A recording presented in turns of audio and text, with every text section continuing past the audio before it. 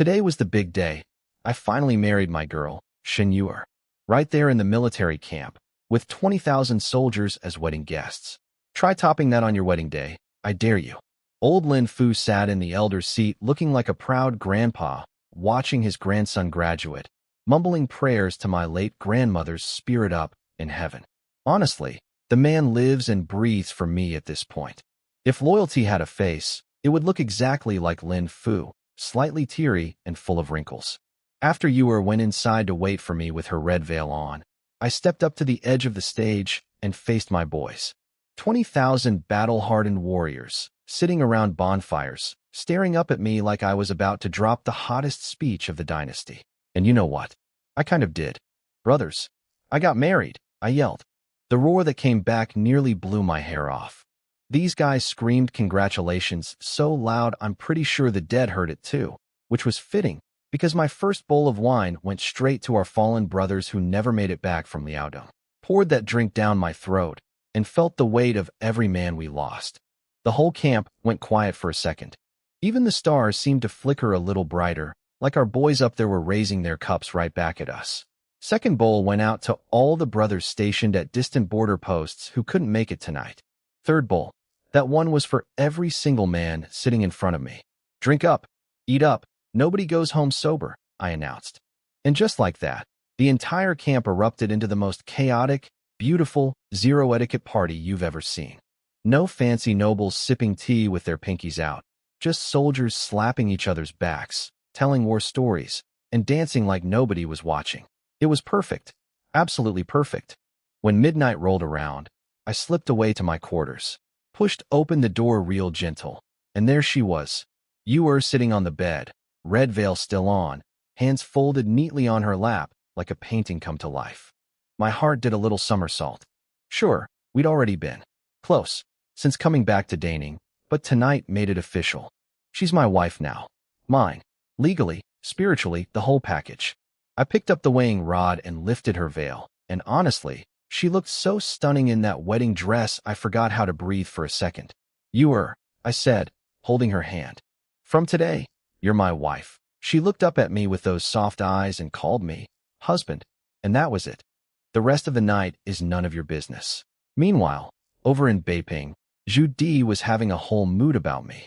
He'd called in Zhang Yu, who just got back from the Liaodong campaign looking like he'd been dragged through a desert, and started grilling him about what kind of person I am. Zhang Yu basically told him I'm a fearless beast on the battlefield who always charges first, that my soldiers call me the god of war of Daning, and some people even compare me to Xiang Yu, the legendary overlord himself. Not gonna lie, that's flattering as hell. But then Zhu Di asked about my personality, and Zhang Yu told him I'm kind, loyal, humble, and not arrogant at all. You should have seen Zhu Di's face. The man literally couldn't process it. In his worldview, every person has some selfish angle, some weakness you can exploit. A young general with no ego, no greed. That broke his brain completely. He was already planning to send spies into my household because he refused to believe a perfect person exists. Buddy, I'm not perfect. I just haven't given you anything to work with yet. Here's the funniest part. Zhu Di had been cooking up this genius scheme to set me up with some noble lady from a powerful family, basically trying to hook me into his political web through marriage. He was sitting there all smug, probably mentally picking out bridesmaid dresses, when his intelligence officer Jin Zhong burst in with breaking news. Your Highness, Zhu Ying just got married. The look on Zhu Di's face? Priceless. His smile evaporated like water on a hot wok. He went from scheming mastermind to, are you kidding me, in about half a second. And when he found out I married a merchant's daughter with zero political connections instead of some fancy noble woman, oh, he was not happy. His grand plan to leash me through marriage just went up in smoke, and there was absolutely nothing he could do about it. And apparently, way down south in the capital, Emperor Zhu Yuanzhang and Crown Prince Zhu Biao also got the news.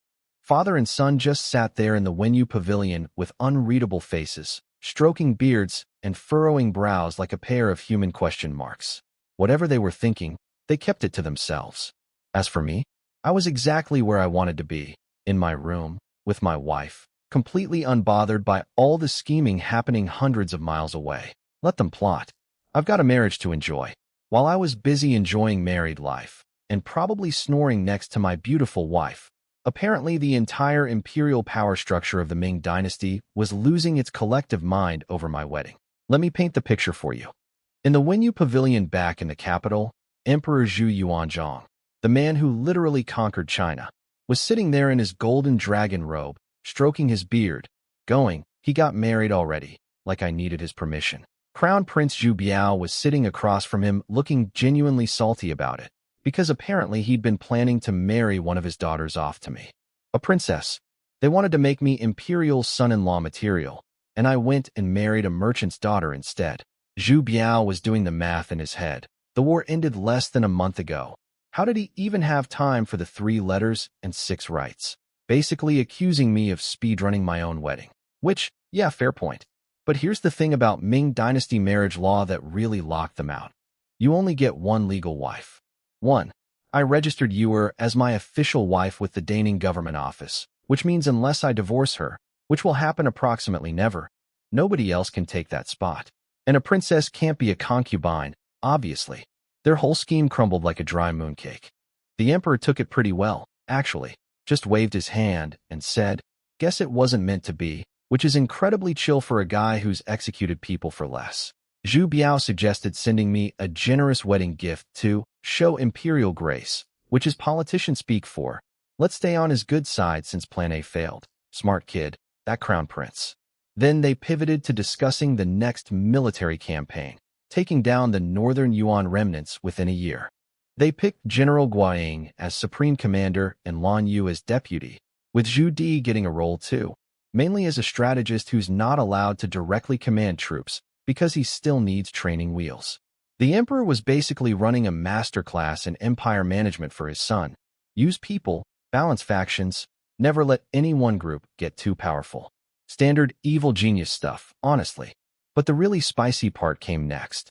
The door swung open, and in walked Jiang Huan, the head of the Jinyui, the emperor's secret police. This guy wears a flying fish robe so tight it screams, "I will absolutely ruin your life." And every official in the entire Ming dynasty would rather eat their own shoes than see him coming. Even Zhu Biao's face went cold when this man entered. The crown prince hates the Jinyui with a passion, thinks they've got too much power, too much, kill first, ask questions later, authority. He's tried multiple times to clip their wings, but daddy keeps vetoing him. Jiang Huan dropped to his knees and presented his investigation report on my wife's background. Because of course the emperor ordered a full background check on Yuer the moment he heard I got married. Nothing says, "Congratulations on your wedding," like deploying your secret intelligence agency to dig into your bride's entire family tree. Here's where it gets interesting. And by interesting, I mean infuriating. Jiang Huan told the emperor that Yuer is technically Shun Wansan's daughter, but was treated as a slave in the Shun household her whole life. No status, no recognition, nothing. And her mother? Completely untraceable. The Jinyui, the most feared intelligence organization in the empire, couldn't find a single clue about who Yuer's mother was. She apparently just appeared in the Shin family one day like a baby delivered by a mysterious stork. The emperor was not pleased about that gap in intelligence. He basically roasted Jiang Huan alive. "I gave you the most powerful authority in the land, the right to execute before reporting, and you're telling me you can't figure out where one girl came from." Jiang Huan hit the floor so fast his knees probably cracked the tiles, begging for more time to investigate. Then came the part that made even the emperor's blood boil. Jiang Huan revealed the full story of how I ended up in Daning in the first place. The Shin family had a marriage agreement with my grandmother. I was supposed to marry Yuer, but the Shin family decided they didn't want to honor it. Their solution? Buy off a military recruitment officer, rig the system, and send me to the most dangerous frontier post in the empire, hoping I'd conveniently die in battle. Problem solved, no wedding, and nobody could blame them because, oh, what a tragedy, the boy died serving his country. Let that sink in. These people literally tried to get me killed to avoid a wedding they agreed to. The emperor's face went through about 17 shades of fury. This man grew up dirt poor, fought through chaos and famine, and the one thing he hates more than anything in the universe is corrupt officials conspiring with wealthy merchants to abuse common people. And here was a textbook case. A rich merchant family bribing a government official to manipulate military assignments. essentially sending a teenager to die. Unforgivable, he thundered, and I'm told the sound rattled the walls of the Wenyu Pavilion. He called the recruitment officer every name in the book and declared the man deserved death 1,000 times over. Jiang Huan quickly mentioned that Zhu Di had already handled the corrupt officer, investigated him, executed him, and enslaved his entire family. At least someone took care of business. But then the emperor asked the question that made the temperature in the room drop about 20 degrees. And what about the Shin family? His eyes had that look.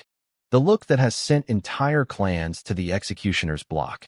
The look that says, I am calculating exactly how many people need to die for this. And that's where things stood.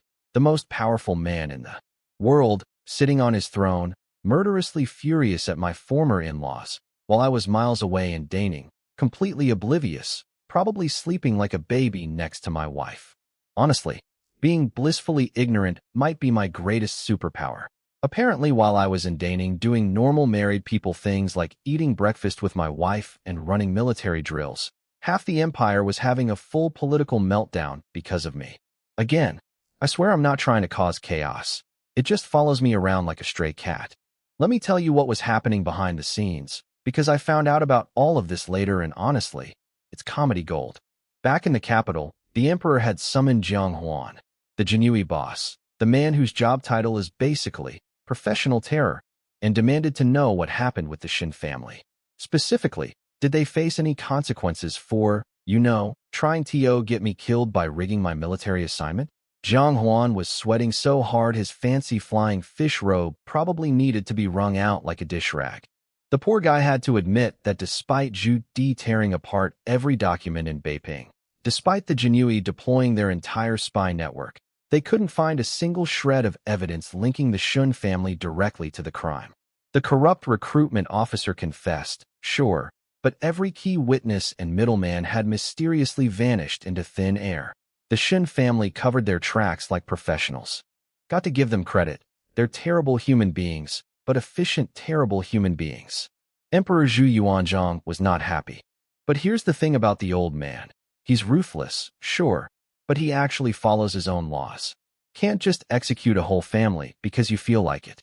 You need evidence. Even the Jinyuis, kill first, explain later, privilege requires proof.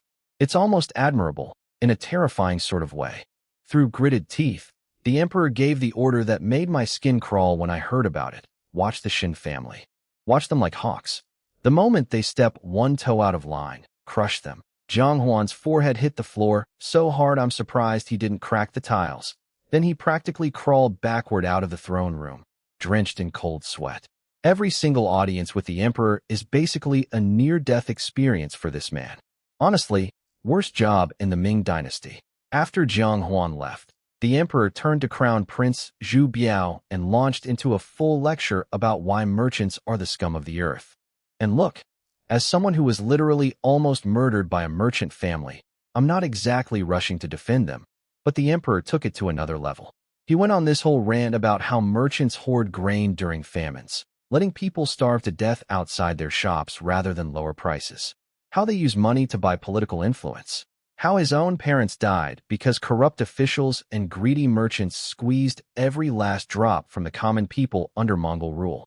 The man has trauma, and the Shun family basically poked every single wound.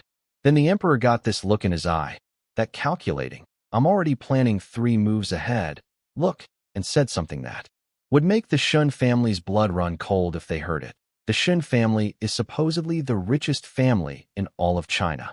That's a very fat piece of meat. Once the Jinui catches them doing anything illegal, we take everything and dump it straight into the national treasury. He literally licked his lips at the thought of confiscating their entire fortune.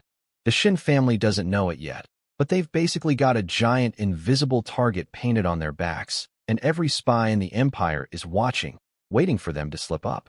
Zhu Biao, who's normally the, let's be merciful and reasonable, type, didn't even object this time. That's how badly the Shun family messed up. When even the nicest prince in the dynasty thinks you deserve what's coming, you know you've crossed a line. They also talked about Zhu Di, and apparently the consensus was that my 4th uncle was probably fuming because a talented warrior with Beiping residency ended up serving Daning instead of his army. The emperor basically shrugged and said, "Too bad. Daning needed a good commander anyway. Tell him to get over it." Then both father and son agreed that Zhu Di had actually matured a lot. Instead of just killing the corrupt officer on the spot like he would have done in his younger days, he actually followed proper legal procedures. Zhu Biao sounded genuinely proud, like a big brother watching his little bro finally learn to use a fork instead of his hands. There was also this sweet moment where Zhu Biao suggested bringing all the princes home from their territories for a family reunion, and for just a second, the emperor's eyes lit up like a kid offered candy. But then the old warrior emperor squashed his own happiness and said no. The empire is only 21 years old. There's too much work to do. Personal feelings have to come second. You could see it broke his heart a little. Even terrifying founding emperors miss their kids, apparently. Now here's where things get really juicy. Zhu Biao went back to the Eastern Palace and casually mentioned to his consort Lady Lu that the marriage plan with me was off. And Lady Lu, she put on this perfect performance of surprise and disappointment while secretly doing cartwheels on the inside. See, the daughters who were being considered for me, they belonged to the late empress, not to Lu. Lu's whole game is making sure her son Zhu Yunwen inherits the throne, and having me marry into the royal family through a rival's daughters was apparently a threat she's thrilled to see eliminated. But Zhu Biao almost dropped a bomb on her. He started saying, "About your brother," and Lu nearly had a heart attack. Her hands grabbed her skirt so tight her knuckles probably went white. But then Zhu Biao stopped himself mid-sentence. He realized that if he warned the Lu family now, they'd tell the Shen family to behave, and then the emperor would never get his chance to legally raid their entire fortune. So he just waved his hand and said, "Never mind. You can go." The second Lu got back to her chambers, she sent her personal maid sprinting to the Lu family mansion. With an urgent message, "Tell my brother to keep his head down. The crown prince mentioned him, and something is definitely up." This woman runs her family's political operations like a military campaign. Every move calculated, every risk assessed, all for the sake of putting her son on the throne. Meanwhile, at the Lu mansion, her father Lu Ben grilled his son Lu Hao about whether he'd done anything stupid lately. Lu Hao swore up and down he'd been a perfect angel. Then they started talking about the Shin family, who had recently relocated their entire operation to the capital. And here's the kicker. The Shin family had been schmoozing everyone. They'd married a daughter into the Lu family as a concubine. They had business ties with the Huaishi military faction. They were basically placing bets on every powerful horse in the race. Classic merchant move. Spread your money around, and hope whoever wins remembers you fondly. The Lu family's attitude toward the Shun family was basically, use them for their money, but never trust them. They were happy to drain Shin wealth for their political schemes, but had zero intention of giving the Shuns what they actually wanted, salt trading rights, which in the Ming dynasty is basically a license to print money. And here I am, the guy at the center of this entire political tornado, blissfully unaware in my military camp, probably arguing with my cook about whether dinner needs more salt. The Shin family tried to kill me and accidentally created their own worst nightmare. The emperor wants their money. The Jinyui is watching their every breath. The Lu family is milking them dry. And literally nobody is going to warn them because everyone benefits from the Shun family staying fat, happy, and oblivious, right up until the axe falls. Karma is slow sometimes, but when it arrives, it brings friends. New Year was coming, and my life decided to speedrun every possible blessing at once like some kind of overachieving video game. Character, hitting combo multipliers. First things first, my secret side project. About 20 miles outside Daning, deep in a forest so thick you'd need a GPS and a machete to find anything, I'd set up a hidden base. And when I say hidden, I mean hidden. Even if you walked straight through the forest, you'd miss it completely. The only reason I could spot it was because my Golden Eagle buddy was doing aerial reconnaissance for me, sharing his bird's eye view like a medieval surveillance drone. Coolest pet ever, by the way. Other generals have war horses. I have a literal spy satellite with feathers. Lulei rode up and gave me the progress report. 300 recruits stashed in those forest cabins, all picked up from refugee populations over the past month. The catch? Feeding 300 people in a secret forest hideout isn't cheap. Lulei was sweating about the grocery bill, but I told him not to worry about money. I've got it covered. What I did care about was expansion. One base isn't enough. I want hidden camps scattered across the entire Daning territory, staffed with loyalty-first fighters trained by my best close combat guys. Xiaohan was already running the training program with 20 hand-picked instructors. In 6 months, I'd come inspect personally, building a private army in secret forest bases. Totally normal behavior for a 17-year-old military commander. Nothing suspicious here. Back in Daning City, the place was buzzing with New Year energy. Red lanterns everywhere, vendors screaming about their wares, villagers rolling in on ox carts to buy holiday supplies. The whole city smelled like firecrackers and roasted meat. Even in the frozen northern frontier, Chinese New Year hits different. It's pure magic no matter what century you're in. I rode back to my mansion, and Lin Fu was practically vibrating at the front gate. Young master, an imperial messenger. From the capital, there's a decree waiting for you. He looked like he might actually explode from excitement. Walking into my main hall, I found over 100 soldiers in crimson capes standing in perfect formation outside. The Jinwei, the crown prince's personal elite guard. These weren't regular troops. These guys were handpicked to protect Zhu Biao himself. Their captain, a 1,000-man commander named Luo Yang, was waiting inside with a big smile and a fancy scroll. Time for the formalities. I bowed. He unrolled the scroll, and out came the imperial decree. The crown prince has heard of General Zhu Ying's marriage in Daning and wishes to extend his warmest congratulations. In recognition of General Zhu's loyal service to the nation, His Highness bestows upon him 1,000 gold, 1,000 silver, 100 pieces of jade, 100 bolts of silk, 50 servants, and 10 stalks each of ginseng and polygonum, 1,000 gold, 1,000 silver, 100 jade pieces. Zhu Biao basically sent me an entire department store as a wedding present. This man is the most generous boss in dynasty history. If congratulations on your wedding looks like this, I can't imagine what he'd send for a baby shower. My system panel chimed in too. Imperial decree received. 1 normal treasure chest awarded. Even my cheat system was getting in on the celebration. Luo Yang personally supervised the unloading of a dozen sealed crates into my hall, each one stamped with official imperial seals. He was super friendly about the whole thing, probably because Zhu Biao had told him to treat me well. I thanked him properly, made all the right. I shall serve the empire faithfully, noises, and walked him all the way out to the front gate. Lin Fu, bless his heart, immediately started fretting. Young master, shouldn't we have slipped them some money? They're the crown prince's people. What if they hold a grudge? I had to explain palace bribery 101 to him. Eunuchs? Sure, grease their palms, that's how the system works. But military guards serving directly under Zhu Biao? Absolutely not. Zhu Biao hates corruption. If his guards reported back that I tried to bribe them, that'd be a one-way ticket to the crown prince's bad side. Sometimes the smartest move is keeping your wallet shut. Then Lin Fu updated me on the brewing operation. My old winemaking crew from Beiping had mostly arrived in Daning, and we were ready to start production right after New Year. The plan was simple: brew first, then open taverns across Daning territory.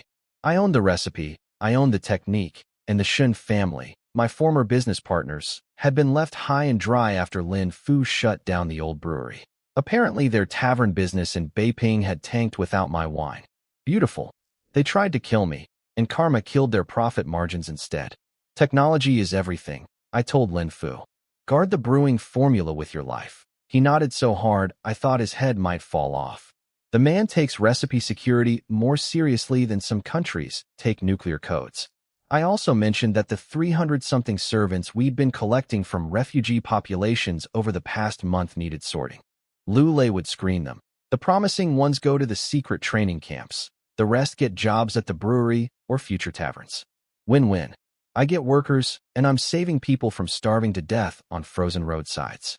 Philanthropy with strategic benefits, my favorite kind. And then, a maid came sprinting across the courtyard with the biggest grin I've ever seen on a human face, practically tripping over her own feet. Master, the madam is pregnant. My brain short-circuited. For about 3 seconds, I just stood there with my mouth open like a fish. Then joy hit me like a cavalry charge.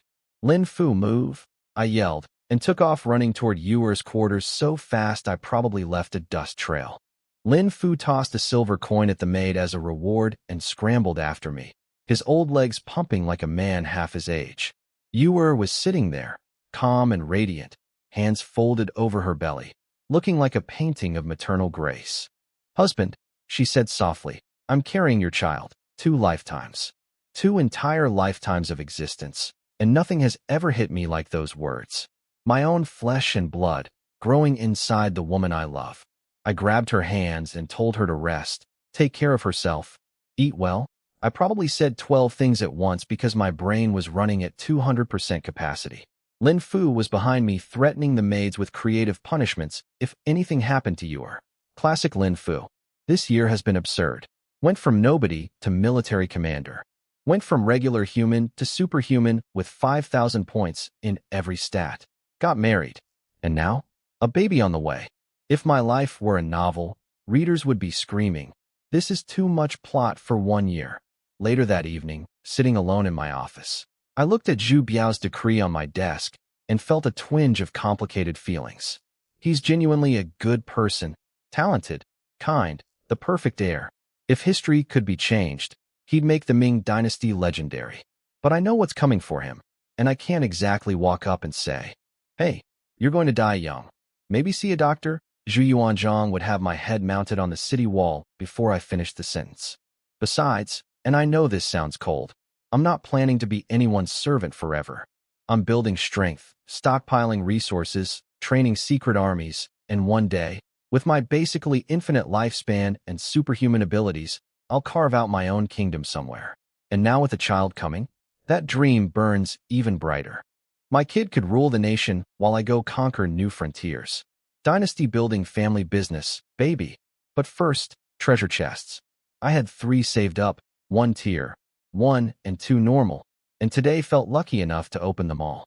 Normal chest number 1. Distillation brewing method. Faster and stronger alcohol production than regular fermentation. My brewing business just got a massive upgrade. Normal chest number 2. Premium medicinal wine formula. Health-boosting wine recipes. Premium product, premium prices. My future taverns are going to print money. Tier 1 chest. Dragon Gate kill formation, a yellow tier military battle array. My cheat system literally read my business plan and said, "Here, have some brewing upgrades." It's like having a personal genie that actually pays attention to your wish list. And the military formation is the cherry on top, something to make my already terrifying army even more terrifying. Best New Year ever. The Dragon Gate formation for my treasure chest? Turns out it's an ancient battle array from the Sui Tang Dynasty era, a legendary military tactic that was supposedly lost to history centuries ago. And my cheat system just casually handed it to me like a coupon at the grocery store. Between this, the distillation brewing method, and the medicinal wine recipe, those 3 chests delivered more value than my last 7 or 8 combined. Note to self: only open treasure chests on absurdly lucky days. With nothing urgent on the horizon, my game plan was simple: train hard, brew harder, and wait for the Emperor to announce the next campaign against the Northern Yuan. Patience. Something I'm getting better at. Slightly.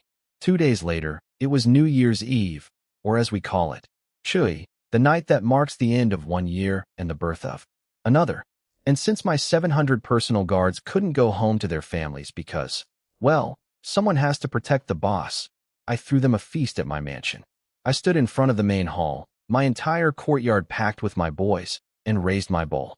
"Brothers, you can't be with your families tonight, so this house is your family. Drink up, eat up, nobody counts cups tonight. T.O. the General," they roared back, 700 bowls raised in perfect unison. These men would charge into hell for me, and tonight they couldn't even go home for dumplings. The least I could do was give them the best New Year's party this side of the Great Wall. The whole mansion turned into a celebration. Laughter bouncing off walls, chopsticks clashing like tiny swords, wine flowing like the Yellow River in spring. For Lin Fu, Ewer, and me, 3 people far from where we started, stranded in this frozen frontier city, it felt like we'd finally built something real. A home. Not just a building, but an actual home. When midnight struck, the sky over Daning exploded. Rich families across the city had bought fireworks, and they all went off at once, streaks of red, gold, green, and white bursting across the black canvas of the sky. turning night into a kaleidoscope. I stood there with my arm around Yor, watching the colors dance across her face. "This is our home now," I said quietly. "For real." She leaned into me, eyes reflecting 1,000 sparks. "I'll be by your side forever." We stood there together, our shadows stretching long behind us in the firelight, and for once, just for one perfect moment, I wasn't a general, wasn't a schemer, wasn't a man with a cheat system and secret armies and world-conquering ambitions. I was just a guy watching fireworks with the woman carrying his child, and it was enough. Now, I wasn't there for what happened next, but I heard about it later, and honestly it broke my heart a little. Down in the capital, Emperor Zhu Yuanzhang held the imperial family's New Year banquet in the Wenyu Pavilion. All the princes and princesses who hadn't been sent to their territories yet were lined up in their finest silks, bowing and chanting, "Greetings, Father Emperor," like a synchronized chorus. Zhu Biao sat at the left, playing his usual role as the kind big brother, telling everyone to relax and enjoy themselves. But here's the thing, it wasn't relaxed, not even close. Every prince and princess in that room was terrified of the old man on the dragon chair. They sat stiff as boards, barely breathing, treating family dinner like a job interview where the wrong answer gets you executed. Which, knowing Zhu Yuanzhang's track record, isn't entirely unreasonable. The emperor noticed that Zhu Biao's seat beside him was empty, no wife sitting there. Because by palace rules, only a legal wife can attend the imperial family banquet. Concubine Lu, no matter how much she schemed and plotted, simply didn't qualify. And Zhu Biao's real wife, the late crown princess Chong, was gone. That's when the old emperor's mind drifted backward, and the memories flooded in. He remembered a different New Year's Eve in that same hall.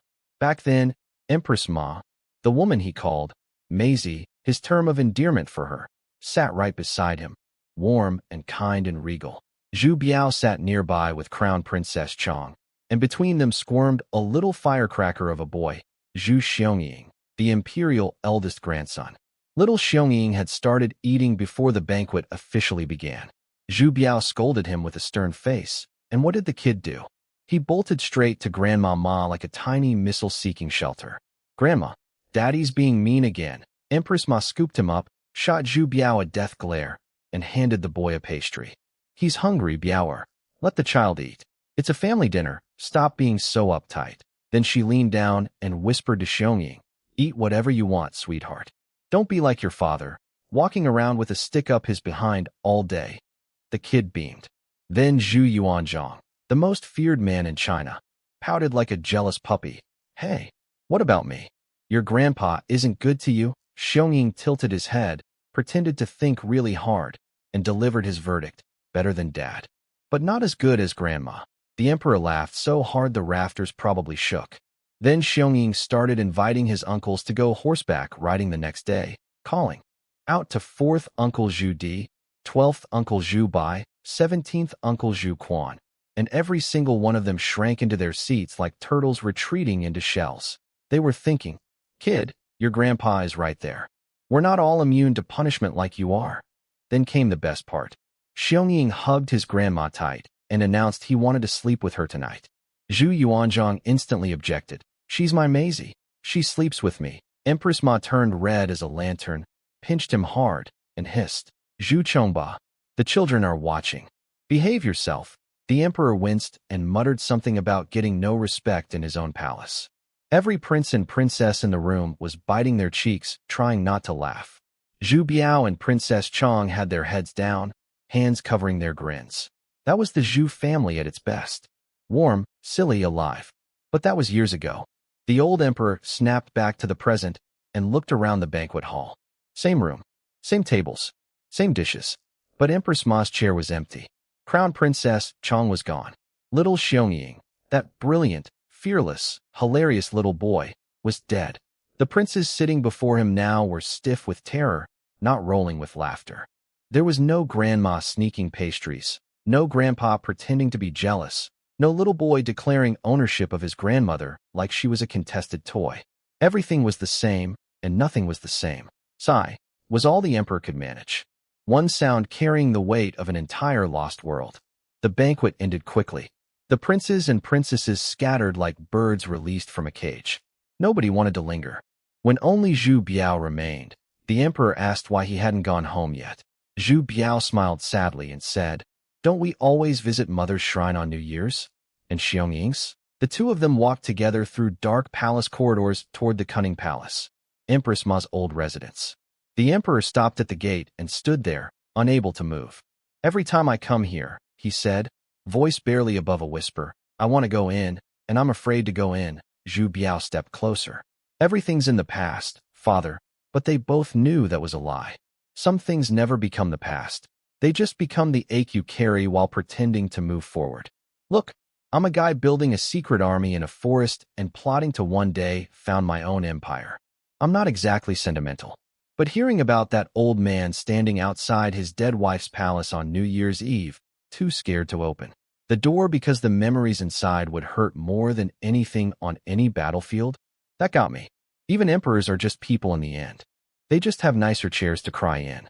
While the emperor and crown prince Zhu Biao were having their emotional New Year's pilgrimage to the Cunning Palace, lighting incense before the spirit tablets of Empress Ma, crown, Princess Chong, and little Zhu Xiangying, standing there in silence because some grief is too heavy for words. Life in the imperial family was getting messy in other ways. Over at the Eastern Palace, Consort Lu was hosting her own family dinner, and I use that term loosely because the vibe was about as warm as a meat locker. She'd parked herself in the seat that technically belongs to the crown princess, a position she doesn't officially hold, looking smug about it while her three sons sat around her like little chess pieces. Meanwhile, poor Zhu Yunqi sat off to the side, staring at the floor, fidgeting with his sleeve, basically radiating the energy of a kid who knows he doesn't belong at the cool table but has nowhere else to sit. His two sisters weren't doing much better, just sitting there in silence.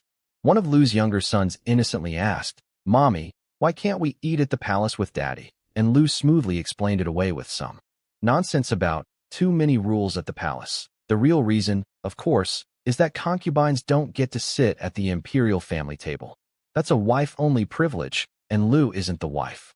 She'll never be the wife as long as the system works properly. And oh, how that burns her. Behind that sweet motherly smile, Lu was seething. Legitimate versus illegitimate. If it weren't for this stupid distinction, I'd be sitting next to the crown prince at the imperial banquet right now. Yunwen would already be the official heir. She was gripping her chopsticks so hard I'm surprised they didn't snap. This woman's ambition runs deeper than the Yellow River, and every single person in that dining hall was terrified of her. The other concubines were eating in complete silence, afraid that breathing too loudly might trigger her wrath. Oh, and fun fact, I also found out she was actually relieved that I married Ewer instead of one of the late crown princess's daughters. In her twisted calculus, me marrying into the royal family through those girls would have created a power connection she couldn't control. But she was already scheming about potentially marrying a Lu family girl to me as a concubine. Military power is the real key, she muttered to herself. This woman sees every human being as a game piece. Absolutely terrifying. But enough about palace politics I had nothing to do with. Let's talk about my year. 8 months had passed since New Year, and I'd been grinding harder than a millstone.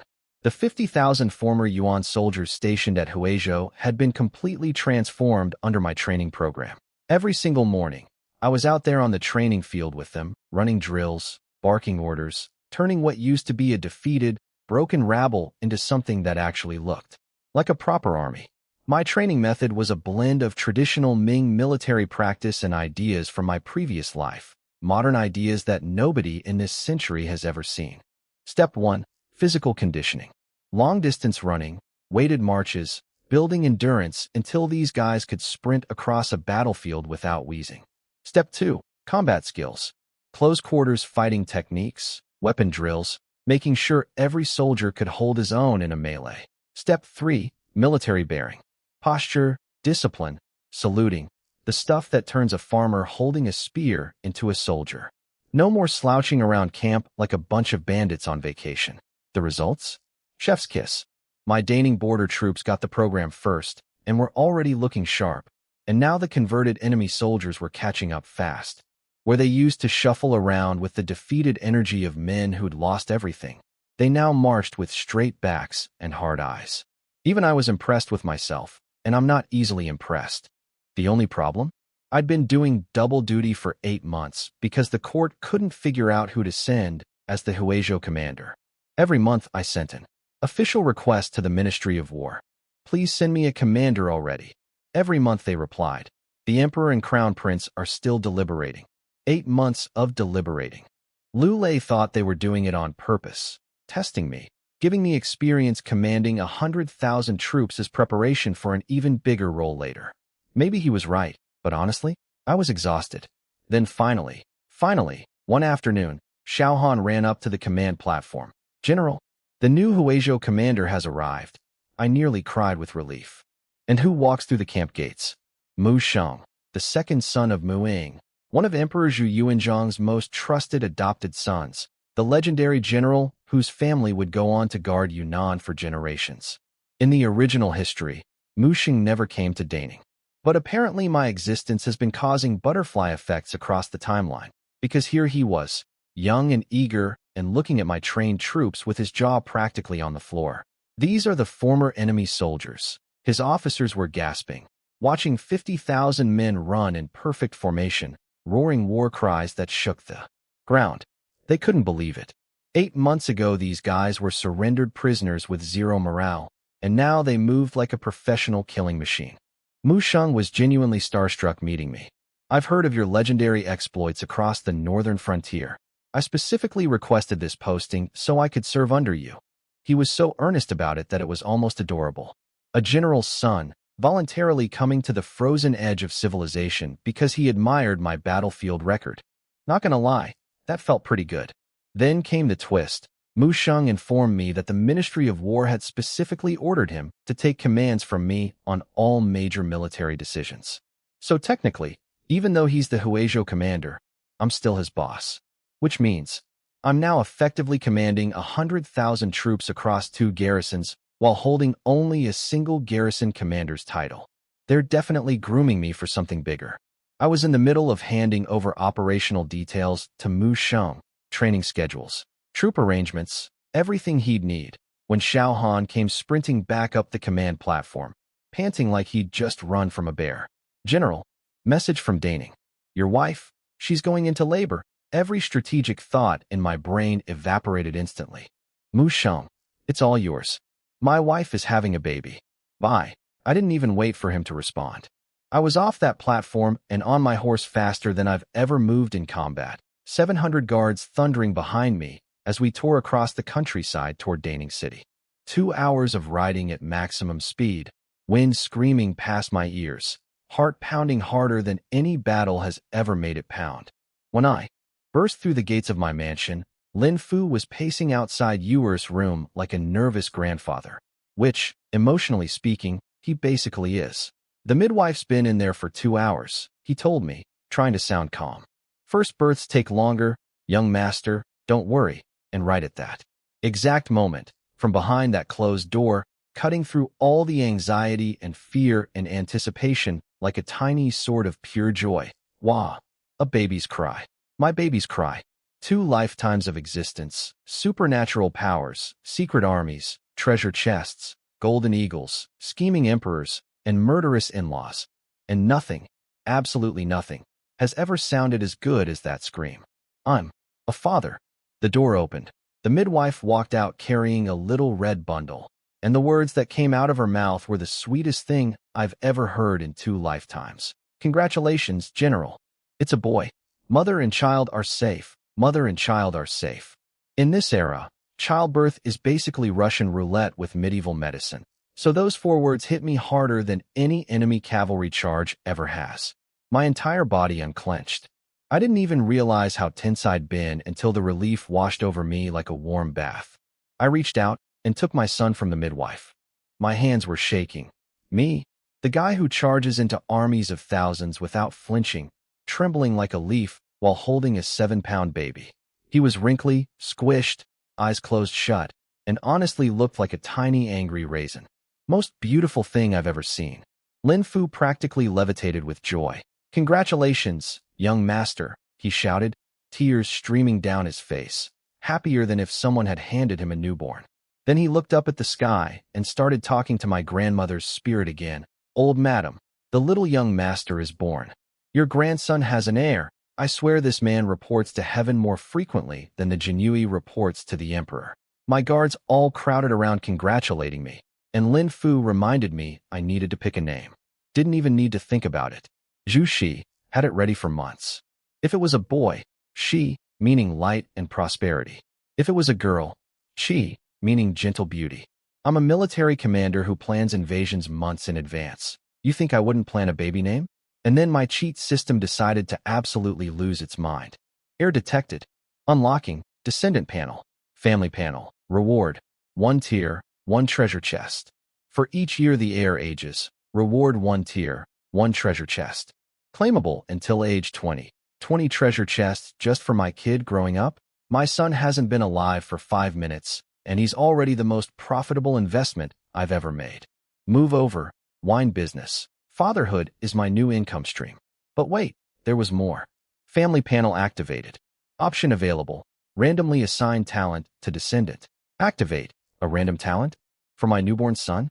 Assigned by a magical system? Sure, why not? What's the worst that could happen? He gets really good at calligraphy. Activate.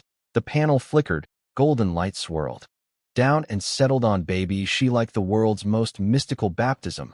And then, talent successfully assigned. Governance. My son got the politics talent.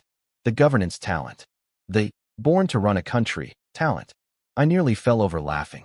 Here I am, plotting to one day build my own kingdom, and the universe just handed me a son who's genetically engineered to manage it. I conquer, he governs. Perfect division of labor. Dad handles the wars, Junior handles the paperwork. This family is going to be unstoppable. I rushed into Yuer's room. She looked absolutely wrecked. Pale as paper, drenched in sweat, hair plastered to her face. But she smiled at me and said, "Husband, I gave you a son." My heart cracked open. I held her hand and told her she did incredible. Ordered the maids to fetch a doctor for the best recovery medicines money can buy, then gave everyone in the household a bonus. 10 silver for every servant involved in the birth, 100 silver for the midwife. That woman earned every coin. She delivered the future ruler of my dynasty and kept my wife alive. That's priceless. Old Buin showed up not long after with jade and ginseng as gifts, being the honorary uncle he's become. He heard the name and teased me. Zhu Shi? That's a scholarly name. Doesn't match your personality at all. I told him straight. I'm a warrior, and I specifically do not want my firstborn following me into the charge headfirst into enemy armies, career path. Let him be the brain. I'll be the muscle. Buin offered to personally tutor little Shi in reading and writing when he's older, which is the Ming Dynasty equivalent of getting your kid into the best private school. Then he casually dropped a classified military supply document on me before leaving. Nothing says, "Congratulations on your baby," like top secret war logistics. The document revealed that the imperial court was shipping enough grain and supplies for 300,000 troops, split between Daning and Beiping, to arrive within 3 months. Translation: after winter ends and spring arrives, the emperor is launching the big campaign against the northern Yuan. My army is definitely part of it. The only question is who gets to be supreme commander. Historically, it was Lan Yu who crushed the northern Yuan into pieces. But after the Liaodong campaign went sideways, I doubt the court will let him fly solo this time. Either way, not my problem today. My son was literally just born. War planning can wait. Over in Beiping, Zhu Di got the news about my baby too. His intelligence network is honestly impressive. The man knows what I had for breakfast before I finished chewing. He immediately ordered a lavish gift sent to Daning in his name.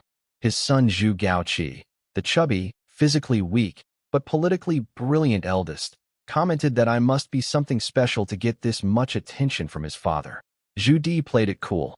Talented people deserve proper treatment. Daning neighbors Beiping. Being friendly with Zhu Ying is strategic. He didn't mention his real reasons, of course. That man has plans within plans within plans, and even his own son only gets to see the surface layer.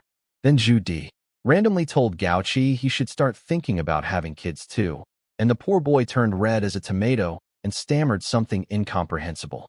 Even future emperors get embarrassed by their dads. Meanwhile, down in the capital, serious business was happening. The four major ministries gathered before the emperor and crown prince to report on 9 months of post-war recovery. The Ministry of War confirmed all military losses from the Liaodong campaign had been replenished and every casualty's family had received compensation. The Ministry of Revenue reported that refugees had been resettled and Liaodong's population stood at about 4.8 million, with another 500,000 who'd fled. To Daning, the Ministry of Personnel had dispatched over 70 officials and 500 clerks to get Liaodong's government running under Ming law, and the Ministry of Justice had executed roughly 1,570 criminals, former Yuan nobles and thugs who terrorized the population, with another 5,000 cases still pending, involving over 30,000 people. The emperor handled it all with calm authority, reminding everyone to follow the law strictly, punish the guilty, protect the innocent. Classic Zhu Yuanzhang, terrifying but fair. Mostly. After the ministers filed out, the emperor relaxed, turned to Zhu Biao with a genuine smile, and savored the moment. Liaodong was truly, completely, irreversibly part of the Ming Empire now. Then, almost as an afterthought, he grinned and said, "Oh, I just received some news. Zhu Ying has a son, and somewhere in frozen Daning, completely unaware that the Emperor of China was smiling about his baby, I was sitting next to my exhausted wife, watching my wrinkly little raisin son sleep, already dreaming about the empire he'd one day help me build. Not bad for a guy who got shipped to the frontier to die. While I was back home in Daning changing diapers and making funny faces at baby she, who, by the way, still looked like a very distinguished angry raisin. The entire political machine of the Ming dynasty was spinning its wheels because of me. Again, first off, Crown Prince Zhu Biao heard about my son, and his reaction was basically, he got married less than a year ago and already has a kid? This guy works fast. Which, fair. I am efficient in all areas of life. He suggested sending me yet another imperial gift to celebrate. And Emperor Zhu Yuanzhang laughed and teased him. You really do spoil this Zhu Ying more than anyone. Other officials get one gift and think heaven smiled on them. This kid's getting the royal gift subscription service. But here's the part that made my skin crawl when I found out about it later. The emperor was smiling about my baby, sure, but underneath that grandfatherly grin was pure cold calculation. He basically told Zhu Biao, good. He has a wife and son now. That's leverage. Because in emperor logic, a general with no family is a wild horse, could run off to the enemy any day. But a general with a wife and baby? That baby is a leash. The emperor was already planning to eventually relocate my family to the capital after the Northern Yuan campaign, keeping them nice and safe in the imperial city where they'd double as hostages I'd never call hostages. The man congratulates you on your firstborn and simultaneously turns your child into a political chess piece. Terrifying efficiency. They also reminisced about Mu Ying requesting that his son Mu Sheng be sent to Daning. Apparently Mu Ying heard about my reputation all the way down in Yunnan and specifically wanted his boy to learn under me. Zhu Biao called Mu Ying Big Brother with genuine warmth. Then the emperor got unexpectedly melancholy, saying I reminded him of Zhu Wanzhong, his own nephew, a brilliant young general who let arrogance destroy him. If only Wanzhong hadn't been so wild and cruel, maybe I wouldn't have had to do what I did. The old man's voice got quiet, and for a moment, the most powerful person in China just looked like a tired uncle who missed a family member he'd had to punish. Zhu Biao comforted him, and they moved on. Some wounds just never close, I guess. But the real drama? That was happening in the Eastern Palace, and it was a full-blown soap opera. Lan Yu, the legendary General Lan Yu, the Marquis of Yongchang, walking military catastrophe with a heart of gold, strolled into Zhu Biao's palace like he owned the place. Which, in his mind, he sort of did, because his late niece was the original crown princess. This makes him family, and family doesn't knock. Consort Lu came out to receive him, all dolled up and dripping with fake politeness. What? Brings the Marquis to the Eastern Palace? Lan Yu looked at her the way you'd look at a fly that landed on your lunch. Since when does a concubine need to approve my visits to my nephew-in-law's house? Boom. No warm-up, no pleasantries, straight for the jugular. He called her a concubine to her face, the one word that burns Lu worse than hot iron.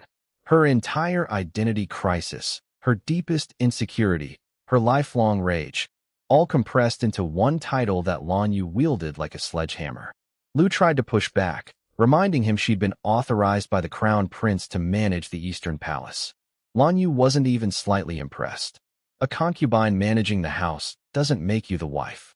Know your place. Then he sat down, noticed there was no tea, and immediately started complaining.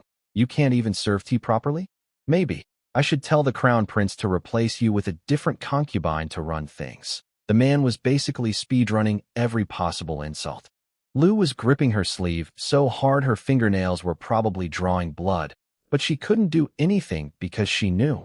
She knew that Zhu Biao loved Lan Yu like an uncle and would take his side in any confrontation. Then, with nobody else in earshot, Lan Yu dropped all pretense and went straight for the kill. Listen carefully, Lu. You're a concubine. Your sons are illegitimate. Stop reaching for things that don't belong to you, or you'll lose everything, including your entire family. Lu played dumb. I don't understand what you mean. Lan Yu laughed coldly.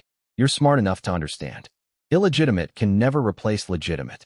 That's the law of the court, the law of the nation. Not even the emperor can change it. Ice. Cold. Then he called for Zhu Yunxi, his grandnephew, the crown prince's legitimate son, the kid who should be heir to everything. And what walked through the door broke my heart when I heard about it later. Little Yunxi came in trembling. Actually trembling. This 11-year-old prince, whose mother was the official crown princess, whose bloodline gives him every right in the world. He shuffled in with his head down, flinching, fidgeting with his sleeves, too scared to make eye contact with anyone. He called Lan Yu, great uncle, in a voice barely above a whisper, and the sound was cracking. Why? Because behind Lan Yu's back, Lu was shooting. The kid a death glare that said, say one wrong word and you'll pay for it later. This woman had been psychologically crushing this child for years. In her Eastern Palace, Yunxi was basically a prisoner wearing silk clothes. No wonder the kid was a wreck. Lan Yu saw it all. He saw the fear, the submission, the destroyed confidence. And he was furious, but helpless, because Yunxi wouldn't talk. Lan Yu practically begged him. Tell me if someone is bullying you. I'll handle it. But Yunxi just mumbled that he was happy to see his great-uncle safe from the war. Nothing about the abuse. Nothing about Lu. The kid was too broken to even ask for help. Lan Yu's heart sank. He couldn't help thinking about Zhu Xiangying, the brilliant, fearless, confident little prince who should have been standing here. That kid would have stared down Lu, stared down anyone, with the swagger of a born king. But Xiangying was dead, and in his place stood this trembling shadow. He's nothing like Xiangying, Lan Yu thought, and the disappointment was crushing. But Yunxi was all they had. The entire Huaishi military faction, Lan Yu's power base, everything. It all depended on this terrified child somehow finding a spine. Meanwhile, Lu was mentally gloating. Go ahead, try to prop him up. That pathetic weakling will never compete with My Yunwen. Then Zhu Biao walked in, and the transformation was instantaneous. Lu switched from Ice Queen to Devoted Angel in 0.3 seconds. Lan Yu went from swaggering warlord to respectful uncle. Even his posture changed, because Lan Yu might be the most arrogant man in the Ming dynasty, but he knows exactly who can crush him without breaking a sweat, and that person just sat down on the main chair.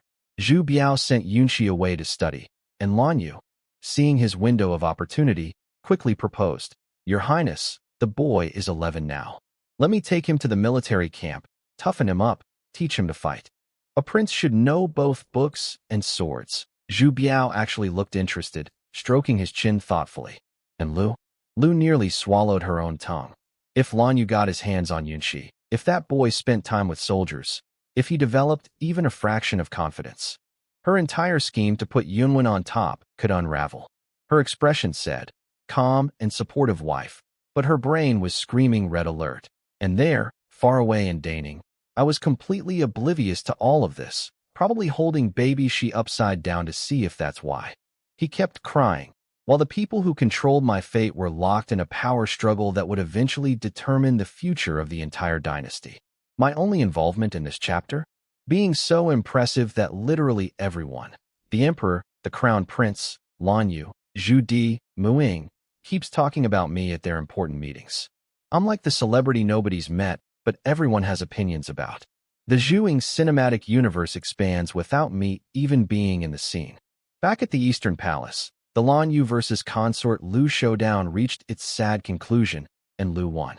Again, when Lan Yu proposed taking young Yunxi to military camp for some toughening up, Lu swooped in with the most perfectly crafted motherly concern you've ever heard.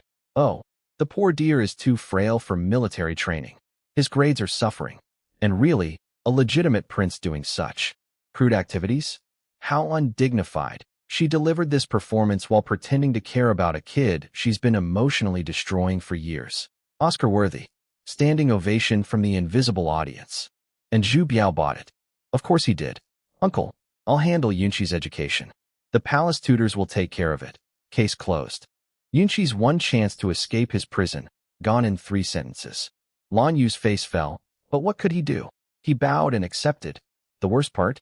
As Lu led Yunxi out of the hall, she held his hand with this sickeningly sweet maternal act, and the boy couldn't even flinch away. He just walked beside her like a dog on a leash, knowing exactly what awaited him once no one was watching. After they left, Lan Yu got down to his real business, begging for a military command in the upcoming Northern Yuan campaign. He basically threw himself at Zhu Biao's feet.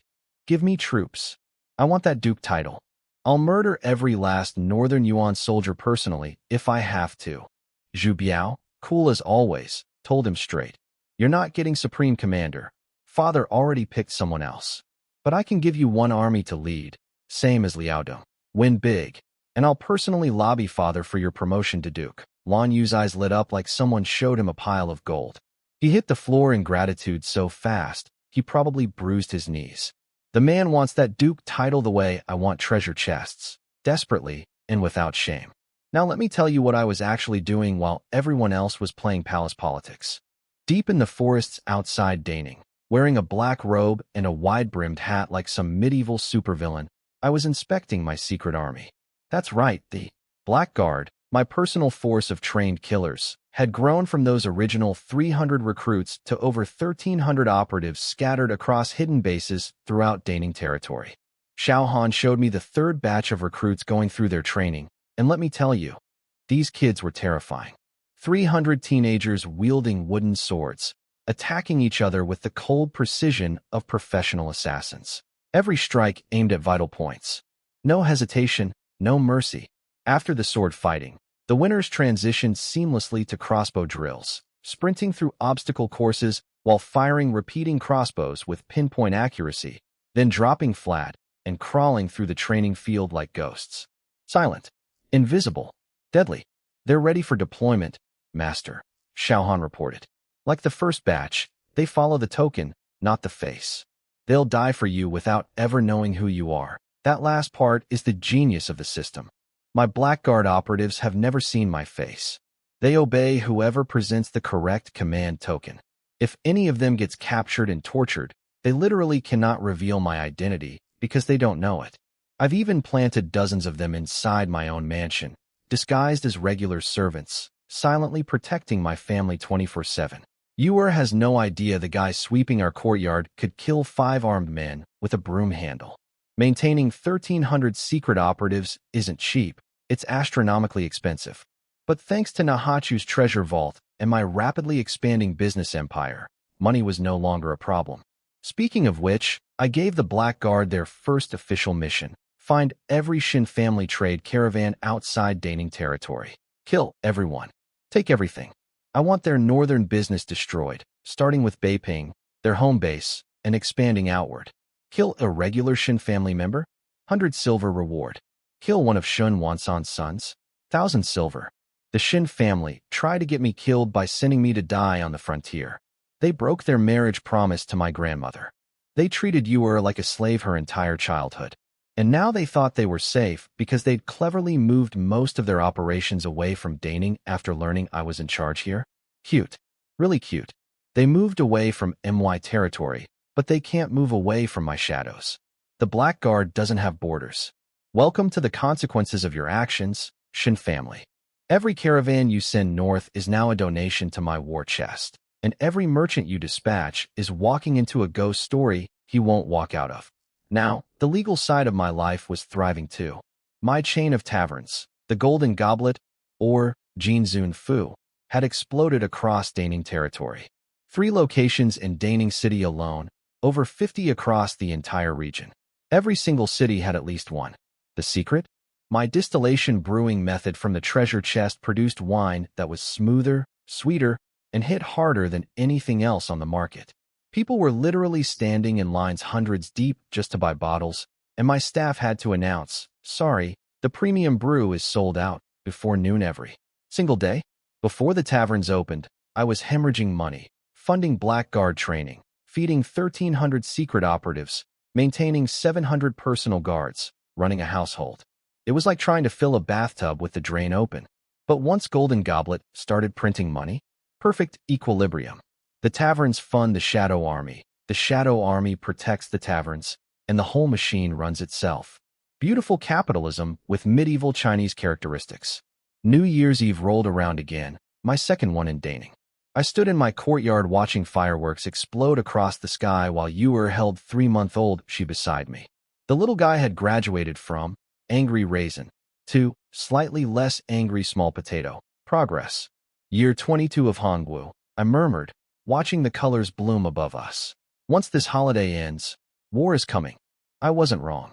The very next morning, while I was doing my daily 8 extremities fist training with my guards, Xiao Han came sprinting in. "General, Imperial Messenger." With a decree. I wasn't surprised. I'd known this was coming for 3 months, ever since that supply logistics document crossed my desk. 30 million troops worth of grain heading to Daning and Beiping? That's not a grocery run. That's a war. The Imperial Guards marched in, armor gleaming, and their officer unrolled the scroll with maximum dramatic flair.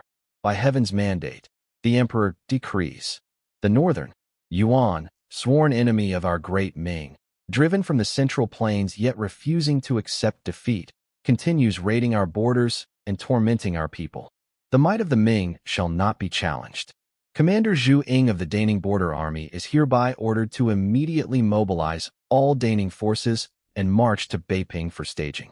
When our armies gather, we shall obliterate the Northern Yuan and demonstrate the power of the Han Chinese people. The Emperor's actual words were, "In there, give me a clean sweep of the Northern Yuan and show them Han power." Old man Zhu Yuanzhang doesn't do subtle. My system chimed. Imperial decree received. 1 normal treasure chest awarded. Even going to war comes with loot drops. Gotta love this system. Lu Lei and Xiao Han gathered around me afterward, and I could see the mix of excitement and nervousness on their faces. "General, this isn't Nahachu's forces. This is the entire Northern Yuan. The people who once ruled China." I smiled. "The Northern Yuan?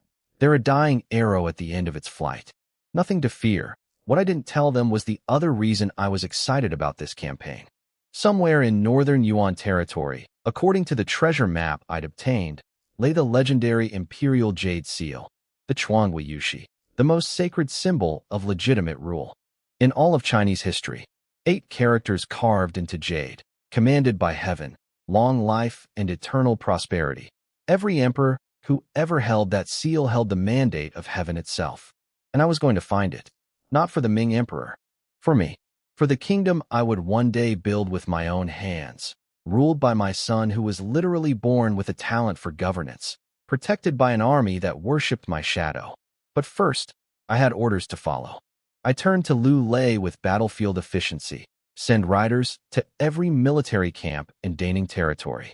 All commanders mobilize immediately. Units closest to Beiping move to the border and wait. Everyone else, double-time march to the assembly point. The machine was moving. 50,000 trained border troops plus 50,000 converted Yuan soldiers, 100,000 men under my effective command, about to pour toward Beiping like a steel river. Northern Yuan, I hope you enjoyed your last quiet winter. Daddy's coming, and he's bringing friends. Saying goodbye to Ewer and baby, she was the hardest part. Always is. She stood there holding our son, looking at me with those eyes that said everything without saying anything. "Go," she told me softly. "I'll be here when you come back." Then she handed she to a maid, walked over, and started putting my armor on me. Herself, piece by piece, strap by strap, her fingers careful and gentle, like she was memorizing the shape of me in case. Well, neither of us said it. The moment that last plate clicked into place, I transformed. Husband and father disappeared. What stood there instead was the man who'd carved through entire armies without blinking. I tightened my sword belt, looked at Yuer one last time, looked at she sleeping peacefully in the maid's arms, and walked out. Lin Fu promised to guard the household. I trusted him completely. That man would fight a bear with a soup ladle if it threatened my family. At the military camp, 20,000 soldiers stood in full armor under the blazing sun, waiting. The moment Lu Lei bellowed, "The general arrives," the entire field went dead silent. 20,000 men dropped to one knee simultaneously. Boom! The ground literally shook. I climbed the command platform and gave them the short version. The Northern Yuan has been killing our people, raiding our borders, and generally being terrible neighbors. The emperor says it's time to fix that permanently. Who's coming with me? We follow the general to death. Kill! Kill! Kill! 20,000 voices. 20,000 raised weapons. The sound could have cracked the sky open. My training methods had turned these men into something special. They didn't just fight for the Ming dynasty anymore. They fought for each other, and they fought for me. That kind of loyalty isn't bought with gold. It's forged in sweat, blood, and the knowledge that your general charges in front of you, not behind. Good. No more speeches. Move out. My commanders scattered like lightning. Chun Hung marched his division with stone-faced determination. Zhang Wu was practically bouncing with excitement. That man loves war the way some people love poetry. Wei Quan and Lu Zhen organized their columns with the quiet efficiency of professionals who've done this 100 times. 20,000 troops poured out of camp like a steel river. But we weren't alone. Over at Huizhou, Mu Sheng was mobilizing his 50,000 converted soldiers too, all marching west toward Beiping. The total Ming force for this campaign? Over 400,000 when you counted everyone. My Daning troops, the Beiping army, the Huizhou garrison, the imperial capital's 15,000-strong expeditionary force from the 5 armies command, plus at least 100,000 logistics personnel. 400,000 people moving toward one target. The Northern Yuan had no idea what was about to hit them. Back in the capital, things had gone official. At the Grand Court Assembly, the Emperor and Crown Prince formally announced the Northern Expedition. The Ministry of Revenue confirmed all grain supplies were delivered. The Ministry of War confirmed weapons, cannons, fire arrows, armor, and, here's the fun part, 10,000 fire lances with enough iron shot and gunpowder to siege 10 cities. The Ming dynasty doesn't do things halfway. Then Zhu Biao stepped forward and dropped the commander list. Supreme Commander, Marquis Guaying, old, experienced, respected, basically the designated adult in the room. First Army Commander, Lan Yu, with Chang Mao as deputy. Lan Yu had been drooling for this moment. His ticket to dukedom. He probably did a backflip internally.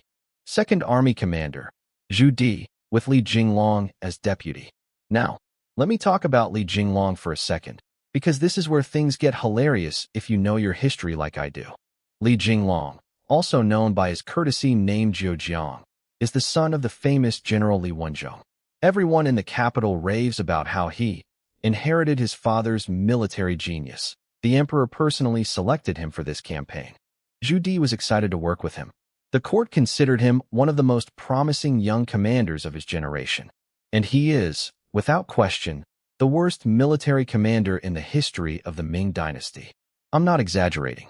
In the original timeline, when Zhu Di eventually rebelled against Emperor Jiangwen, it was Li Jinglong who led the imperial armies against him. The man had 50 times the troops Zhu Di had. 50 to 1 advantage. And he still lost. Repeatedly. Catastrophically. He basically handed Zhu Di the keys to the empire on a silver platter with a ribbon on top. Without Li Jinglong's spectacular incompetence, Zhu Di's rebellion would have been crushed in months. The man is the Ming dynasty's premium grade, certified, gold-plated paper tiger. He can quote every military treatise ever written, draw beautiful battle formations on paper, and debate strategy with anyone. And then the moment actual combat starts, he falls apart like a sandcastle in a hurricane. And right now, he's being assigned as the real decision-maker for my army group, while Zhu Di is technically the figurehead. The emperor doesn't fully trust Zhu Di to command independently yet, so he sent Li Jinglong as the actual tactical authority. He sent the worst general in Ming history to be the brain of my army. I would scream if I weren't busy marching. The saddest part? When Li Jinglong arrived at the Beiping military camp and met Zhu Di, he actually tried to warn them. I'm just a paper strategist, he said. I don't know what I'm doing. The emperor is forcing me into this. Please help me. And Zhu Di just laughed it off, thinking the guy was being humble. Zhang Yu thought he was being modest. Everyone assumed it was false humility from a legendary general's son. It wasn't. The man was telling the literal truth. He genuinely has no idea how to run a real battle. And nobody believed him because his father was brilliant. That's like assuming the son of a brain surgeon can perform neurosurgery because genetics. That's not how skills work. Meanwhile, Zhu Di was having a side conversation with Zhang Yu about his frustrations. Father still doesn't trust me to command independently, he muttered. If he gave me these 15,000 troops without a babysitter, I could crush the northern Yuan myself. Zhang Yu loyally assured him that one day, the emperor would recognize his talents. Little did either of them know that Zhu Di's moment to prove himself would come, just not the way anyone expected. And it would involve a rebellion, a burning palace, and Li Jinglong opening city gates for him like a doorman at a hotel. But that's future history. Right now, in this timeline, I had more immediate concerns. My advanced cavalry reached the border between Daning and Beiping territories, and word traveled fast. A scout rushed into Zhu Di's command tent. The Daning border army's vanguard has arrived. Commander Zhu Ying is leading them personally. Zhu Di's face lit up like a kid on New Year morning. Finally, I've been wanting to meet this man for over a year.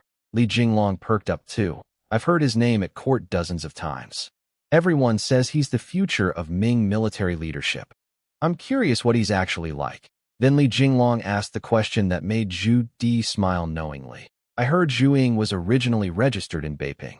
How'd he end up in Daning? That, Zhu Di grinned, is a story you should ask him yourself. Come on, I'm going to greet him personally. And with that, Zhu Di, fourth prince of the Ming dynasty, future usurper, future Emperor Yongle, one of the most consequential rulers in Chinese history, marched out of his tent to come meet me. I could see their figures in the distance as my cavalry crested the hill. Banners everywhere, a massive military camp sprawling across the plain, and two men walking toward my column with an entourage of guards. The Northern Yuan campaign was about to begin. Li Jinglong was about to be everyone's problem, and I was about to shake hands with the man who would one day try to make me a pawn in his Game of Thrones. But today we were on the same side. Let's see how long that lasts. My 20,000 cavalry crested the hill like a steel tsunami, and I have to say, we looked incredible. Flags snapping in the wind, armor gleaming, horses moving in perfect sync, the kind of military formation that makes enemy generals resign on the spot. When I raised my fist and shouted, "Halt!" every single rider stopped simultaneously. 20,000 horses, one sound. The ground shook. The dust cloud behind us could probably be seen from space. Standing at the camp gate were two men watching us roll in, and I could practically see their jaws dropping from 50 paces away. Zhu Di, future Emperor Yongle, current fourth prince, wearing a black royal robe that screamed, "I am extremely important," couldn't stop staring. What an extraordinary cavalry force, he blurted out, eyes wide. Standing next to him was Li Jinglong in shiny new armor, nodding along like a bobblehead. Truly elite. Magnificent. Yeah, boys. That's what real training looks like. You're welcome.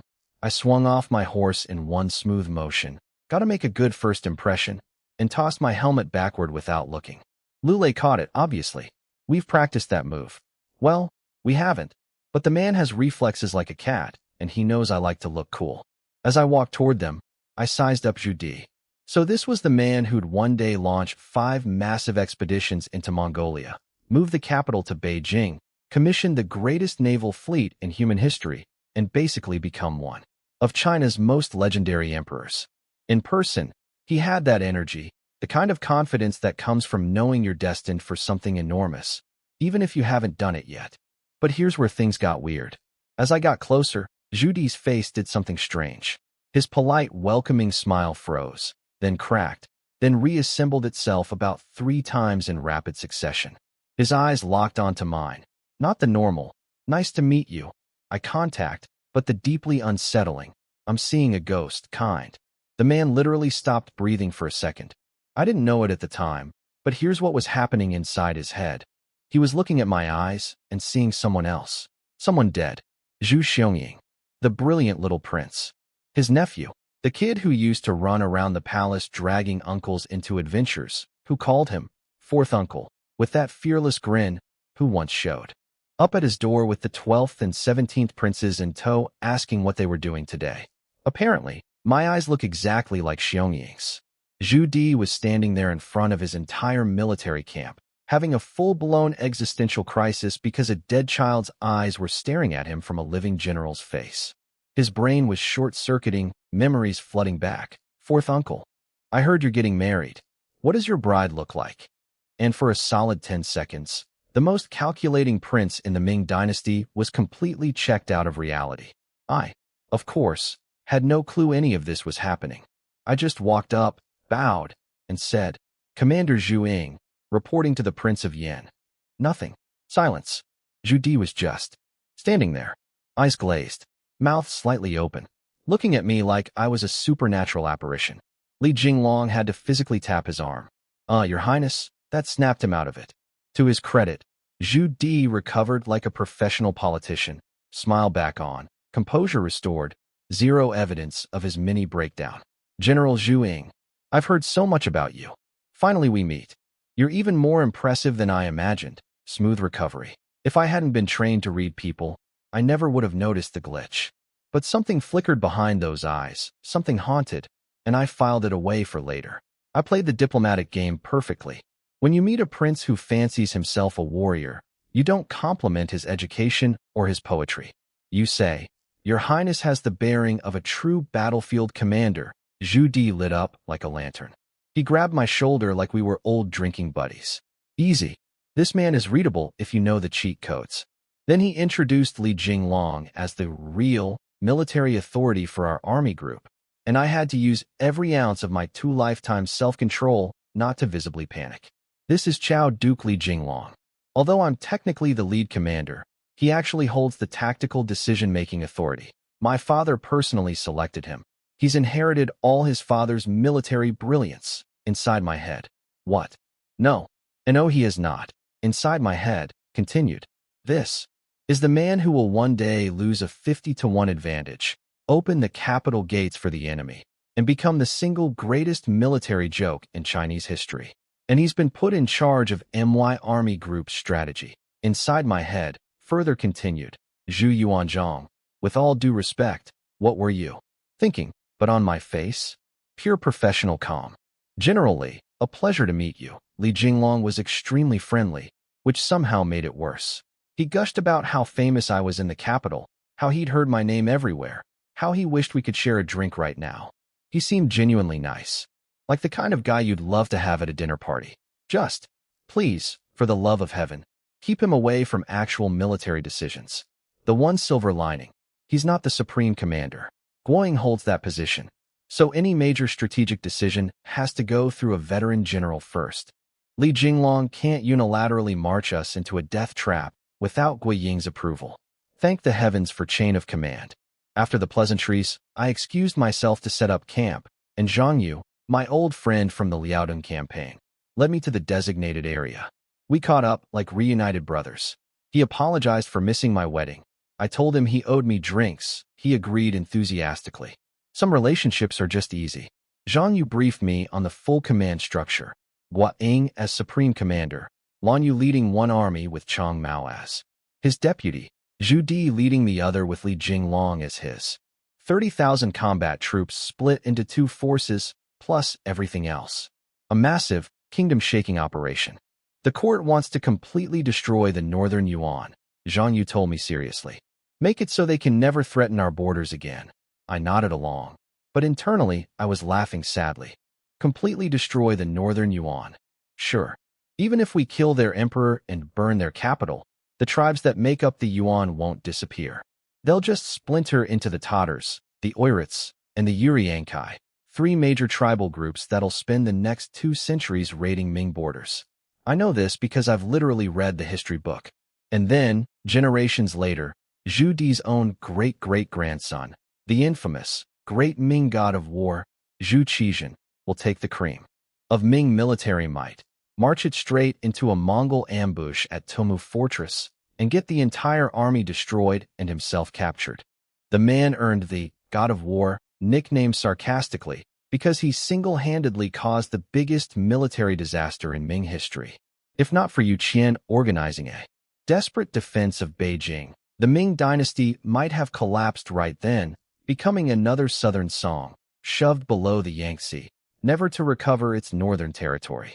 But nobody here knows any of that yet. They think this campaign will solve the northern problem forever. It won't. Nothing ever does. Empires don't get permanent solutions. They get temporary victories and the illusion of security.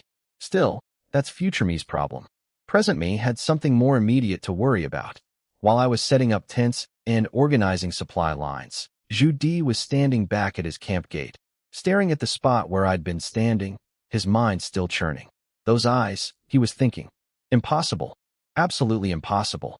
But they're exactly like Xiongying's. If I didn't know my nephew was dead and buried with mother, I saw it with my own eyes, I would swear this man is Xiongying. Then came the thought that really shook him. Thank God it's not Xiongying. Because if Xiongying were alive, everything I'm planning, everything Yao Guangxiao has been whispering about, it would all be meaningless. With Xiongying alive, father would never look at anyone else for the succession. My dreams of the throne would be dead before they started. He actually felt relieved that his nephew was dead. Relieved and guilty about feeling relieved and trying not to think about the fact that he was relieved. Complicated man, that Zhu Di. Loves his family. Also plotting to steal their empire. The human heart is a messy place. Li Jinglong, blissfully oblivious to the dynastic power struggle happening 6 inches from his face, commented on how impressive and mature I seemed for an 18-year-old. Zhu Di agreed distractedly, saying he'd never met anyone so young yet so composed. High praise from a man who'd just had a ghost-sighting panic attack because of my eyeballs. My men got camp set up. In record time, we'd done this so many times it was basically muscle memory, and I stood there watching the tents go up, the supply crates get stacked, the perimeter guards take their positions. 3 days from now, Musheng's 50,000 would arrive. Then the full force would be assembled. The northern expedition was about to begin for real. Somewhere out there on those frozen steppes, the northern Yuan had no idea that 400,000 Ming soldiers were coiling up like a spring, ready to launch northward the moment the order came. And somewhere in that same army, Li Jinglong was probably studying a map upside down and thinking, I've got this. We are so screwed. After getting camp set up, Zhang Yu and I had a nice chat about the upcoming campaign. He told me this was my golden ticket. If I performed well enough, my title could jump from Earl to Marquis.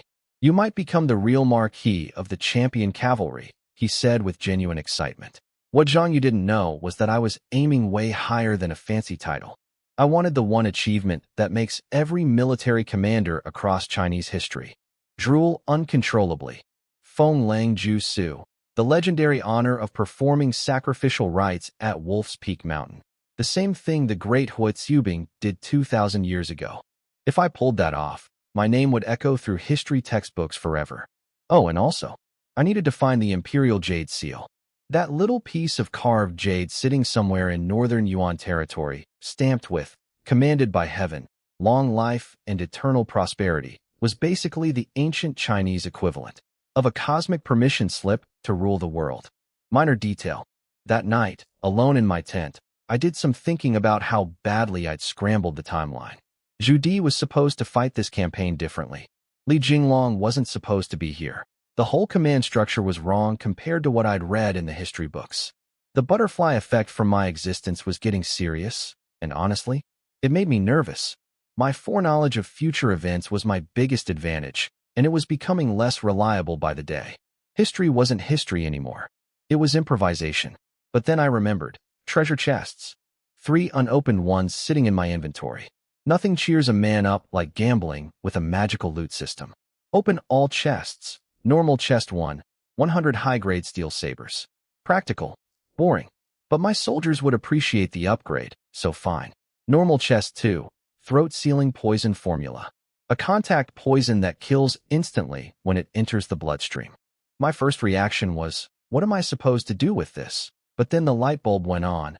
Perfect for Blackguard operatives. If they get captured during a mission, one scratch with a poison blade, and they take their secrets to the grave. Dark? Yes. Necessary? Unfortunately, also yes. Tier, one chest, Berserker powder formula. And this one made me jump off my cot.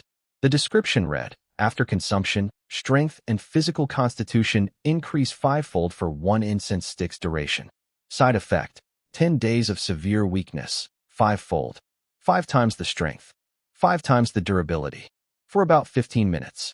In a life or death battle, 15 minutes of being 5 times stronger than normal is the difference between total defeat and absolute annihilation of your enemy. Sure, you're useless for 10 days afterward, but if the alternative is dying, that's a pretty easy trade. Imagine giving this to the Blackguard during a critical assassination mission. Imagine 100 elite killers suddenly becoming 500 elite killers worth of combat power. Imagine, way down the road, an entire army of my future kingdom taking this before a decisive battle. The enemy would think they're fighting super soldiers. Because they would be. I immediately wrote both formulas down and called Lu Lei in.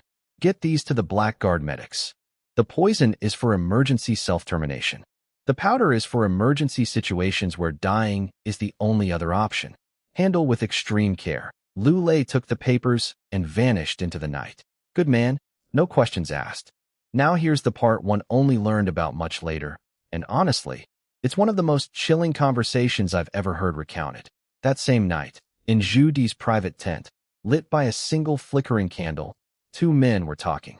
Zhu Di, sitting in his chair like a king without a crown, and behind him on a prayer cushion sat the most dangerous monk in Chinese history, Yao Guangxiao. For those who don't know, Yao Guangxiao is a Buddhist monk who looks like he should be peacefully chanting sutras, but is actually a genius political strategist who's been secretly grooming Zhu Di for rebellion. He's the one who supposedly told Zhu Di, "I'll give you a white hat," a coded way of saying, "I'll make you emperor," since adding the character for, white, on top of the character for, prince, creates the character for, emperor. The man weaponized calligraphy puns. Zhu Di. Open with possibly the weirdest conversation starter in military camp history. "Monk, do you think the dead can come back to life?" Yao Guangxiao's eyebrows shot up. "Your Highness, what's gotten into you? Are you upset about the command structure?" "No, it's not that." Zhu Di stared into the distance. "Today, I thought I saw my dead nephew walking toward me." The tent went very, very quiet. Zhu Di explained that when he looked into my eyes, he saw Zhu Xiongying staring back at him. Not my face, my eyes. Something in them was identical to the dead prince's, and it had rattled him to his core. Yao Guangxiao's first reaction was firm denial. "Impossible. The imperial grandson is dead." I personally chanted sutras over his body. I watched him laid to rest. Then, with the casual menace of a man who plots coups as a hobby, he added, "If the imperial grandson were alive, I certainly wouldn't have dared promise you a white hat. His position would be untouchable, legitimate eldest grandson, backed by the entire Huaishi faction, backed by every minister who served the crown prince. Against that, your highness wouldn't stand a chance. Nobody would." They both sat with that truth for a moment. If Xiongying were alive, Zhu Di's imperial ambitions were dead on arrival. No rebellion, no Yongle dynasty, no nothing. The boy's mere existence would checkmate every scheme they'd ever hatched. Then Yao Guangxiao asked the question that turned the room ice cold. "But hypothetically, your highness, if Zhuing really were the imperial grandson, what would you do?" The candle flickered. Zhu Di's smile vanished. His eyes went flat and hard, and when he spoke, his voice was barely above a whisper. "What do you think I would do?" Neither of them said the word. They didn't need to. After a long, heavy pause, Yao Guangxiao smiled and broke the tension. "The imperial grandson is dead. I'm certain of it. And I will deliver on my promise of that white hat. I'll be waiting for that day," Zhu Di replied, and the ambition blazing in his eyes could have set the tent on fire. Then Yao Guangxiao made a request that surprised even Zhu Di. "I'm curious about this Zhuing. I'd like to read his face, study his fortune, his destiny. Could you arrange a private meeting?" Zhu Di hesitated. Yao Guangxiao was his deepest secret, a hidden weapon nobody knew about. Introducing him to anyone was risky. But the monk argued convincingly. One meeting, privately arranged. Even if he tells someone he met a monk, who would believe it? I've been dead to the world for years. After wrestling with it, Zhu Di agreed. Tomorrow, I'll invite him. So somewhere in that camp, a secret monk who plots. Imperial coups wanted to examine my face and read my destiny. Because my eyeballs spooked a prince so badly, he almost blew his cover in front of his entire army. My eyes, causing geopolitical crises since the day I arrived in this dynasty. Meanwhile, I was completely oblivious to any of this, because at dawn the next morning, I was doing what I do every single day, running laps around the training field with my entire army. Rain or shine, peace or wartime, day before a major campaign, doesn't matter. 5 laps around the parade ground, everyone from the commanding general down to the lowest foot soldier. Me in front, always. And apparently, this shocked the entire Beiping military camp. My 20,000 men hit the field at first light, roaring war cries so loud that the neighboring Beiping soldiers, who were peacefully eating breakfast, nearly choked on their porridge. The ground was physically shaking from synchronized footsteps. What are the Daning troops doing? Are they training? Right now? Before a war? Who trains the morning before a campaign? Are they insane? Why is their general running with them? The Beiping soldiers were baffled. Some mocked us. Most just stared with their mouths open, rice falling off their chopsticks. Li Jinglong, to his credit, actually understood what he was seeing. He burst into Zhu Di's tent, where the prince had just woken up, also confused by the thundering outside, and said, "Now I understand why Zhu Ying's army is so terrifying. War is coming tomorrow, and they're still training. And Zhu Ying, the commander, is out there running with every last one of them. Rain or shine, every single day, from the general down to the privates. 5 laps. No exceptions." Zhu Di's face went through surprise, confusion, then grudging awe. A general who runs with his men, who trains alongside them, who doesn't sit in a warm tent sipping tea while his soldiers suffer. That's why my boys would charge into hell for me without hesitation. That's why the Daning border army fights like demons. That's why my soldiers chant, "Kill, kill, kill," with genuine joy instead of hollow duty. Leadership isn't a title. It's showing up at dawn, lacing your boots, and running the same 5 laps as the youngest recruit in your army. Every single day. The morning started normal enough. 5 laps around the training field with my troops, eating plain bread, discussing troop numbers with my officers. 30,000 combat troops, 40+ thousand total with support units. My guys were fired up, already talking about what promotions I'd get after we crushed the Northern Yuan. Flattering, but I told them to focus on training instead of counting medals we hadn't earned yet. Then Zhu Di's personal guard captain, Zhu Neng, the same guy who delivered that corrupt recruitment officer to me ages ago, showed up at my camp and said the prince wanted to see me. Sure, why not? Let's go see what the Beiping fox wants today. Walking into Zhu Di's camp, I immediately noticed the security was insane. Guards every 3 steps, sentries every 5, more soldiers than yesterday, everyone armed to the teeth and scanning for threats like they expected an assassination attempt. My first thought was honestly, is he planning to assassinate me? But I dismissed it, killing a general in a military staging ground while his father the emperor is alive would be the dumbest move in history, and whatever else Zhu Di is, he's not dumb. I walked through the tent flap and saw Zhu Di sitting in his usual spot, wearing that smile that reveals absolutely nothing. Standard Zhu Di. But then I saw who was sitting next to him, and my brain nearly short-circuited. A bald monk in black robes, prayer beads in hand, staring at me with eyes that seemed to x-ray my soul. Yao Guangxiao. The Yao Guangxiao. The black-robed demon monk. The man who, according to history, would whisper into Zhu Di's ear, "I can give you a white hat," a coded way of saying, "I can put a crown on your head," the mastermind behind the Jingnan rebellion. The shadowy genius who would help Zhu Di overthrow his own nephew and seize the throne. And he was here, now, while Zhu Yuanzhang was still alive, while Zhu Biao was still healthy and firmly seated as crown prince. My mind exploded with revelations faster than fireworks on New Year's. Wait, Yao Guangxiao is already at Zhu Di's side? I assumed he wouldn't show up until after Zhu Biao died. Does this mean Zhu Di already has ambitions for the throne? His father is still breathing. His brother is the most competent crown prince in Chinese history. And this lunatic is already plotting a coup. Suddenly, everything made sense.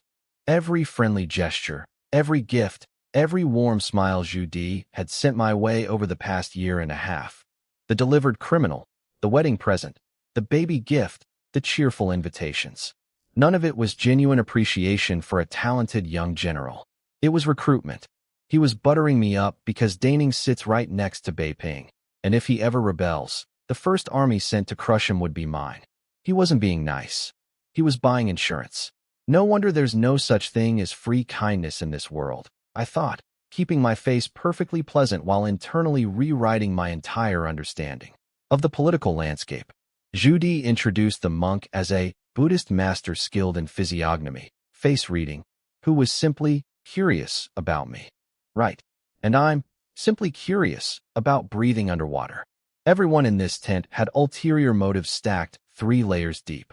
Yao Guangxiao stood up, all mysterious calm and enigmatic smiles, pressed his palms together, and said, Amit Ba, I am the monk Daoyan.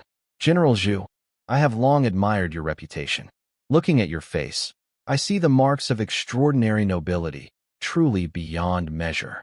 Might I know your birth date and time, so I may read your fortune more precisely? Now here was where it got fun. This weasel wanted my birth date. In this era, people genuinely believe birth dates could reveal your destiny, your character, even your identity. And I knew exactly why Zhu Di wanted this information. He was trying to figure out if I was secretly Zhu Xiongying, the supposedly dead imperial grandson. Because if the legitimate heir to the throne was alive and happened to be a military genius commanding 100,000 troops next door, that would be problematic for Zhu Di's secret plans. Did I give them my real birthday? Not a chance. Born in the 12th month of Hongwu year 8, I said smoothly, adding an extra year to my actual age. My real birth was Hongwu year 7. I watched Zhu Di's shoulders physically relax when I said it. The dates didn't match what he knew about Xiongying. Beautiful. Yao Guangxiao closed his eyes, did his mystical calculation routine. Furrowed brows, moving lips, deep concentration, the whole theatrical performance. Then he opened his eyes with this profoundly wise expression and declared, General Zhu, your destiny was originally aligned with commerce, not warfare. Yet by defying your destined path and entering the military, you have rewritten your own fate. A truly remarkable achievement. I nodded along, looking suitably impressed, while internally I was dying laughing. This absolute fraud. I gave him a fake birthday, and he's reading it like gospel. He's basing an entire destiny analysis on numbers I literally made up 5 seconds ago. This is the legendary black-robed demon monk, the genius who supposedly saw the future. He can't even tell I'm lying to his face. History really oversold this guy, I thought, barely containing my grin. But I played along perfectly, widened my eyes at the right moments, nodded thoughtfully, said, How remarkable, and please continue, master, like a gullible farm boy getting his fortune told at a county fair. Zhu Di was fully satisfied. Yao Guangxiao was fully satisfied. And I had confirmed 3 critical things. Zhu Di already had rebellion on his mind. Yao Guangxiao was already his advisor, and neither of them could read me worth a damn. Then Zhu Di pivoted to his second agenda item, money. I hear your taverns in Daning are wildly successful. Why not expand to Beiping? We could be partners. His eyes practically had gold coins spinning in them. I knew exactly what this was. Zhu Di was planning a future rebellion and needed financing. My golden goblet wine was liquid gold, the most popular alcohol in northern China. Getting access to my supply chain would fund his war chest beautifully. But partnering directly with a prince? That's a one-way ticket to executed for conspiring with royalty in unauthorized commerce. The emperor had explicitly banned the imperial family from doing business. And more importantly, my taverns weren't just taverns, they were blackguard front operations. Every Golden Goblet location doubled as a staging point for my secret network. I couldn't exactly let Zhu Di's people poke around my businesses and discover I had assassins working as bartenders. Your Highness, I said with a worried face, partnering directly with royalty. I'm afraid the court would view that unfavorably. Zhu Di's face fell slightly. However, I continued, watching his eyes light back up. I have a better idea. You open your own taverns under a civilian front. I supply your taverns with my wine at cost price. I also open my own taverns in Beiping separately. We both profit, zero direct connection. Nobody gets in trouble. Zhu Di slammed the table. Brilliant. He was thrilled because he'd get premium wine at cost and sell it at full markup. I was thrilled because I'd just secured an excuse to expand my tavern network, and therefore my blackguard presence, into Beiping without Zhu Di suspecting a thing. He thinks he's using me for wine money. I'm using his protection to plant intelligence operatives across his entire territory. We're both playing chess. He just doesn't know we're playing different games. I even threw in a little warning to be careful about hiding royal involvement, which was completely unnecessary because Zhu Di's been hiding things since birth. But it made me look loyal and concerned, which is exactly the impression I wanted to leave. As I walked out of that tent, I did the mental math on my situation. Zhu Di thinks I'm a talented but straightforward general he can eventually recruit for his rebellion. Yao Guangxiao thinks he read my fortune and confirmed I'm nobody special. The emperor thinks keeping my family in the capital will keep me leashed. Zhu Biao thinks I'm his grateful protege. Everyone thinks they understand me. Nobody does. I'm building a secret army, expanding a covert intelligence network disguised as a bar franchise, hunting for the imperial jade seal that will legitimize my own future kingdom, and my newborn son was literally born with a system-granted talent for governance. But sure, I'm just a simple wine merchant who got lucky on the battlefield. Nothing to see here. Move along. After I left Zhu Di's tent, both of us wearing satisfied smiles like two foxes who'd just raided the same henhouse from different sides, things moved fast. What I didn't know, but would have found deeply amusing, was the conversation happening behind me. Yao Guangxiao, the bald fraud himself, basically told Zhu Di. So the real reason you wanted me to meet him was to check if he's the dead grandson, and to set up a wine deal. Zhu Di didn't even deny it. He straight up admitted he'd been pushed onto this path, meaning rebellion, and needed every advantage he could get.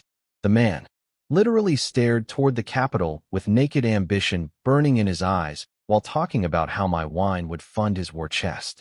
Then he said something about not believing in destiny, which is rich coming from a guy who hired a fortune-teller monk. Meanwhile, Yao Guangxiao called me clever for keeping my distance from Zhu Di. He noted I understood the danger of being too closely linked to a prince. You know what's funny? He thinks he figured me out. He has no idea that I already figured out both of them in about 3 seconds flat, gave him a fake birthday, and watched him build an entire fortune reading on fabricated numbers. The legendary black-robed demon monk, outsmarted by basic math fraud. I should sell tickets. Back at my tent, I fired off a letter to Lin Fu about the Beiping Tavern expansion. The Golden Goblet was about to go multi-provincial, baby. Then Lu Lei slid up with the real news, delivered in that quiet, nobody else should hear this voice. Blackguard report, sir. First 300 operatives have infiltrated Beiping. They intercepted a Shun family trade caravan, several thousand silver worth of goods seized. Every Shin family escort, dead. A cold smile crept across my face. Not a nice smile. The kind of smile that would make small children cry. Continue, I said. I want the Shun family's business in Beiping completely destroyed. After Beiping, follow them wherever they go. Every caravan, every merchant, every coin. Their goods? Mine. Their people? Dead. I don't care how it gets done. I only care about results. Lu Lei bowed without hesitation. He's used to my murder the Shin family orders by now. It's basically a standing Tuesday memo at this point. 5 days later, the entire northern military machine had assembled, and let me tell you, 30,000 combat troops plus support units meant over 400,000 people crammed into the staging area near Beiping's border. Tent cities stretching to the horizon in every direction, military flags snapping in the wind, the smell of horses and campfire smoke and barely contained violence filling the air. The big day arrived. All the commanders gathered at the main camp gate to welcome Supreme Commander Guiyang, who rode and flanked by Lan Yu and Chang Mao. Zhu Di led us in a formal bow, and what followed was the most entertainingly awkward meet and greet I've ever witnessed. Guiyang was all smiles and politeness. Veteran general, knows how to work a crowd. He recognized me immediately. You must be the famous Zhu Ying from Daning. I did the humble routine. You're too kind, general, standard stuff. He looked me up and down like a horse trader appraising a thoroughbred. I've gotten used to being inspected like a rare specimen at this point. Everyone who meets me for the first time does the same thing. Senior officers compliment me. Junior officers tell me they want to learn from me. It's all very polite and very meaningless. Then came the part where Lan Yu and Chang Mao had to greet Zhu Di and boy. The temperature dropped about 15 degrees. Lan Yu barely managed his bow, more of an aggressive head nod. Really, with a face that screamed, "I'd rather eat my own boots." Chang Mao literally rolled his eyes. Zhu Di returned their greeting with the warmth of a frozen lake. These three hate each other with the burning passion of 1,000 suns, and they're about to fight a war together. What could possibly go wrong? I didn't bother being friendly with Lan Yu or Chang Mao either. Quick glance, then I turned away like they were wallpaper. They ignored me right back. We have a beautifully mutual relationship of complete disregard. Inside the command tent, everyone took their assigned seats around the most incredible sand table map I'd ever seen. Zhu Di had clearly spent years building his intelligence network. Every northern Yuan city, troop position, and border fortress was marked in precise detail. The man might be a scheming would-be usurper, but his homework is impeccable. The briefing started, and here's where I learned something that made me laugh so hard I nearly blew my cover as a serious military professional.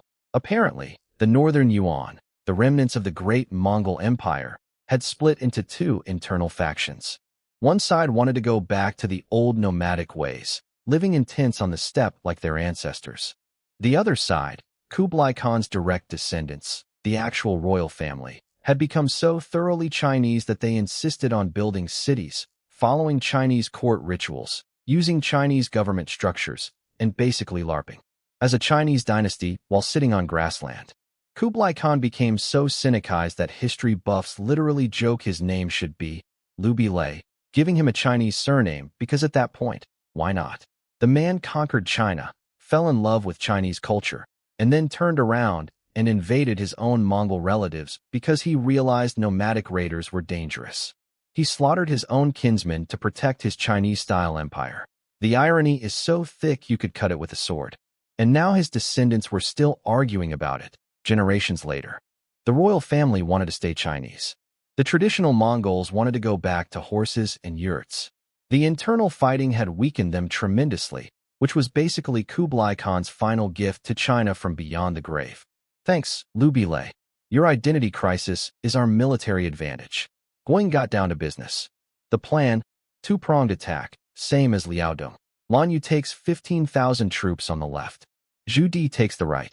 Target, the northern Yuan's border defense line of 10 fortified cities. And oh, the names of these cities. Zhan Han Cheng, subjugate the Han city. Nu Han Cheng, enslave the Han city. Zhenxia Cheng, suppress the Chinese city. Every single one of their 10 border fortresses was named after oppressing Chinese people. It was like they'd held a brainstorming session specifically titled, "What's the most offensive thing we can carve into a city gate?" Gua Ing stared at those names on the sand table, and his face went from professional calm to cold fury in about 2 seconds. Even the other generals looked angry. Lan Yu jumped up first, all bravado and bloodlust. "Give me the order. I'll smash through every single one." Zhu Di stood up more calmly but equally determined, volunteering to lead the assault on the left side fortresses. Then every other general in the tent started clamoring to be first through the gates, trying to outdo each other with enthusiasm. Guang took it all in, nodded with satisfaction, and started issuing orders. Lan Yu gets 15,000 troops, left flank, tasked with destroying 5 border cities starting with, subjugate the Han city. And me? I sat there quietly, watching the chess pieces move, already thinking 3 steps ahead. These generals were focused on the war. I was focused on the war, and the treasure map burned into my memory, the one showing the Imperial Jade Seal hidden somewhere in northern Yuan territory. Everybody else wants to win a battle. I want to win a dynasty. The War Council wrapped up and immediately confirmed something I'd suspected for a while. Li Jinglong has absolutely no idea what he's doing. Let me set the scene. Guang handed out the assignments. Lan Yu takes 15,000 troops to smash the 5 western border cities, and our second army gets the 5 eastern ones. Simple enough. But then came the awkward part. Guang looked at Zhu Di with the expression of a babysitter who's been told the kid can't play outside. "Your Highness, the Emperor's real intention is for you to observe and learn. So you'll be staying at my headquarters. Li Jinglong will command the second army in the field. Zhu Di's face collapsed like a sandcastle in the rain. The man who secretly dreams of conquering the entire empire just got told to sit in the back and watch. He took it gracefully. Understood, General. But behind those calm eyes, I could practically hear his teeth grinding into powder. Every general in the tent pretended not to notice. We've all seen this movie before. Important prince gets bubble-wrapped while the real soldiers do the work. So off we went to the Second Army's command tent, where Li Jinglong was now officially in charge of 150,000 troops. And his first strategic contribution? He stared at the map and said, "So, should we just throw everyone at the nearest city and hit it really hard?" I almost choked on my own tongue. This man's father was the legendary Li Wenzhou. Legendary. And his son's opening military strategy is, have you tried punching it? I literally just finished explaining that our advantage was numerical superiority and the element of surprise, meaning we should split our forces to attack multiple cities simultaneously, stretching the enemy thin, making it impossible for them to concentrate their defense. And Li Jinglong's takeaway from my brilliant analysis was, cool, so we all go to one place. I glanced at Zhu Di. Zhu Di glanced at me. We shared a moment of pure, unspoken, "Are you hearing this guy?" solidarity. The only time I'll ever be on the same wavelength as that scheming fox, and it's because we're both dumbfounded by the same idiot. I patiently explained the actual plan. Divide our forces, hit multiple cities at once, force the Northern Yuan to spread their defenders across all 5 positions, instead of stacking everything behind one wall. Li Jinglong nodded enthusiastically like a student who definitely didn't do the reading, but is trying to look engaged. Yes, excellent. We'll do exactly that. You know what? I'll take it. A commander who knows he's clueless and happily defers to someone competent is 1,000 times better than a commander who's clueless and thinks he's a genius. Li Jinglong basically just made me the real strategist of the Second Army without officially giving me the title, and he seems genuinely relieved about it. The man knows his own weight class. Respect for that, honestly. I volunteered to lead the Daning border army against Zhenxia City, suppress the Chinese city, the biggest and most heavily defended of the 5.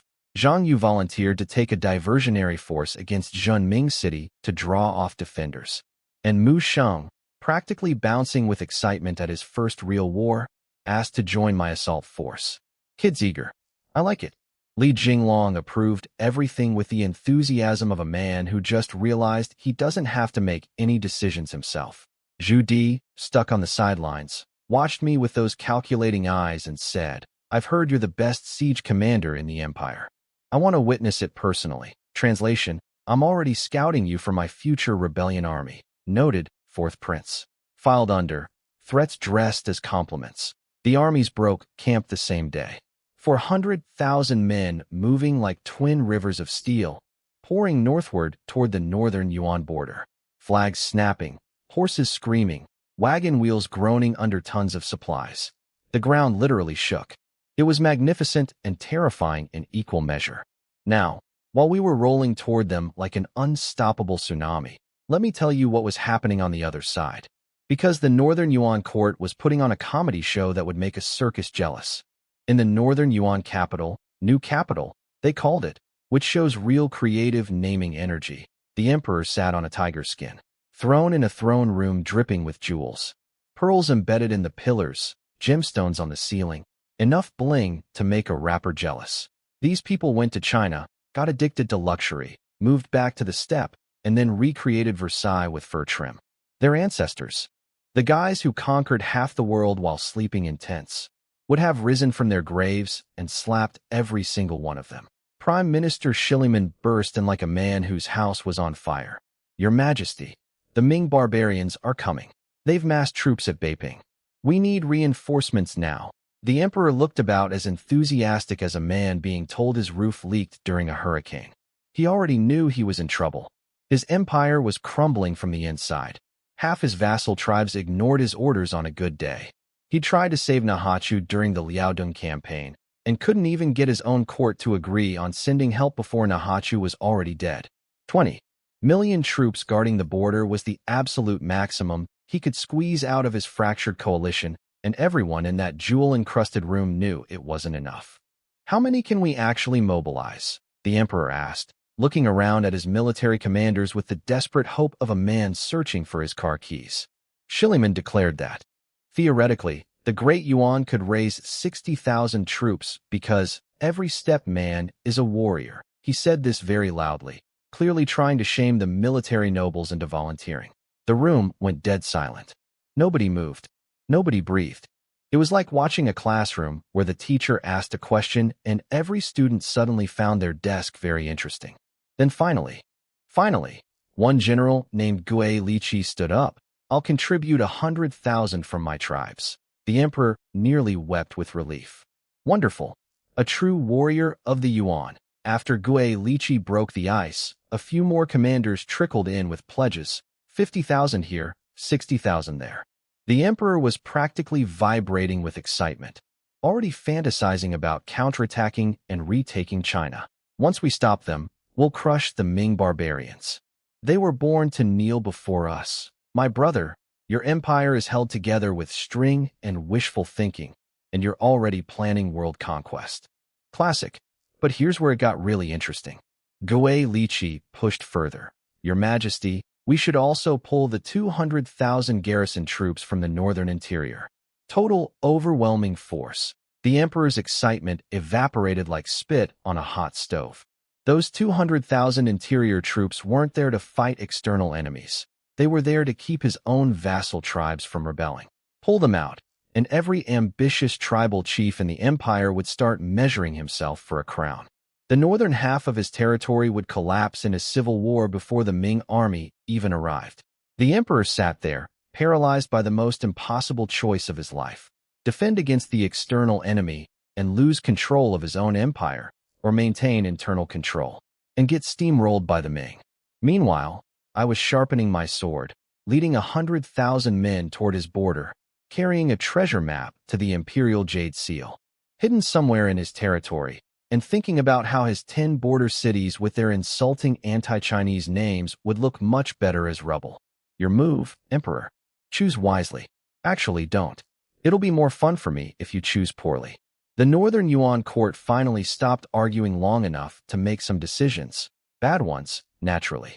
Gue Lichi and his fellow generals pressured the emperor into pulling 10,000 troops from the interior garrison, leaving only 10,000 behind to keep the vassal tribes in check.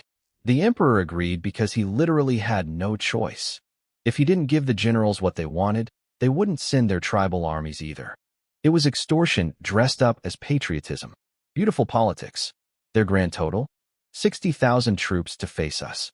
The emperor was practically drooling with excitement, already fantasizing about counterattacking and retaking China.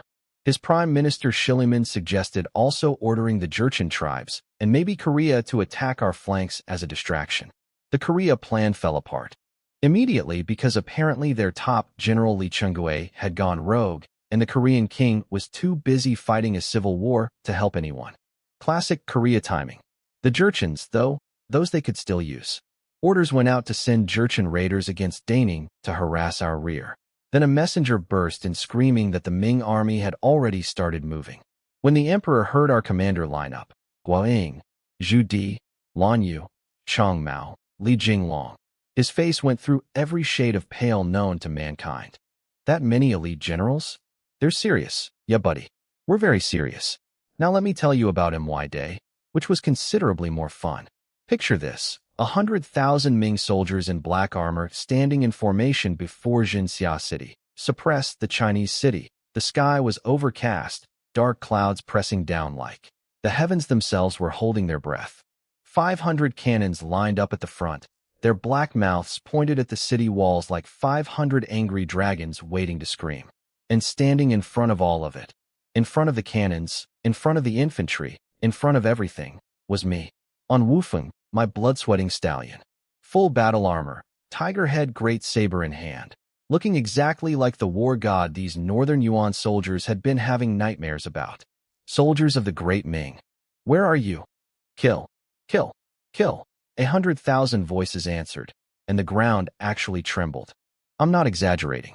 The earth shook. Cannons. Fire. 500 cannons erupted simultaneously, and I swear the sky cracked. 500 iron balls screamed through the air, trailing fire, arcing over the walls of Zhenxia City like a meteor shower from hell. And here's the fun part. These weren't regular cannonballs anymore. The Ministry of Works had upgraded them with shrapnel. Each ball was packed with iron needles and metal fragments that exploded on impact, turning every hit into a storm of tiny death projectiles flying in every direction. The screams from inside the city were, well, let's just say the Northern Yuan garrison was having the worst day of their lives. Up on the walls, their commander Ma Hao was absolutely losing it. Why aren't we firing back? His artillery officer had the unenviable job of explaining, Sir, their cannons outrange ours. We literally can't reach them. Ma Hao's brain visibly short-circuited. How is that possible? Their weapons used to be the same as ours. Welcome to what happens when you enslave all your engineers and the other side treats theirs with respect. Innovation, baby. It's a beautiful thing. Ma Hao rallied his troops with the classic motivational speech of, if they break through, we're all dead. Because of how we treated them when we were in charge, which is technically true and also the most ironic battle cry in military history. Remember how we used to enslave them? Well, they remember too. So maybe fight hard. Nothing motivates like the knowledge that your enemy has very personal reasons to want you dead. I let the cannons work for a while, round after round after round, 500 at a time, churning through 10,000 prepared shells. The barrels started glowing red from overuse. The city was covered in smoke and flame, buildings collapsing, men screaming. By the time the cannons were too hot to fire, I'd already softened them up nicely. Time for the main course. Daning cavalry. On me. Kill. Kill. Kill. 20,000 horsemen and my 700 personal guards roared back, weapons raised, eyes blazing. I gave my standard pre-charge speech, the one that makes grown men weep and enemy soldiers wet themselves. The general does not cling to life. The soldiers do not fear death. This is an invincible army. I charge first, you follow. If I fall from my horse, if I am killed, the attack does not stop. The killing does not cease. Am I clear? Kill. And then I kicked woofing into a full gallop. My stallion hadn't seen real combat in months, and was so excited he immediately sprinted ahead of everyone, putting 50 paces between me and my own guards. Show off horse. We were a one-man cavalry charge for about 3 seconds before Lu Lei and the guards caught up, screaming their lungs out. The Yuan defenders on the walls saw me coming, and I could actually hear the terror in their voices. It's him, the Ming killing god. Zhuing, the one from Daning. My reputation preceded me. How flattering. They opened up with everything. 100 cannons firing from the walls, thousands of archers loosing wave after wave of arrows. The sky turned black with projectiles. Cannonballs smashed into the ground around me. Arrows fell like lethal rain. Riders went down, men and horses crashing, turning into pincushions, dying in the mud. War is ugly. No matter how strong I am, no matter how well I train my men, I can't save everyone. Every fallen soldier was someone's brother, someone's son. I don't forget that. But I also don't stop. Spread formation, I screamed, and my cavalry fanned out, making themselves harder targets. And me? I did what I do. Arrows came at me by the hundreds. I swung my saber and cut them out of the air, slicing through entire volleys like they were curtains of rain. A cannonball, an actual solid iron cannonball, screamed toward my face, and I split it in half with a single stroke. The 2 pieces tumbled past me on either side. Yeah, I cut a cannonball in half. With my sword. While riding a horse at full gallop. I could feel my internal energy surging, my 5,000-point stats turning me into something that shouldn't exist on a battlefield, something between a human warrior and a natural disaster. I held back, though. I always hold back in front of witnesses. Can't have people asking too many questions about why their general just did something physically impossible. But even holding back, I was a nightmare. Arrows bouncing off me, cannonballs being deflected, closing the distance to the city gate at a speed that made the defender's strategy completely irrelevant. Back at the command position, Zhu Di and Li Jinglong were watching with their jaws somewhere near their knees. He's attacking a fortified city. With cavalry, Zhu Di said slowly, like he was trying to convince himself this was actually happening. He did it twice in Liaodong, Li Jinglong replied.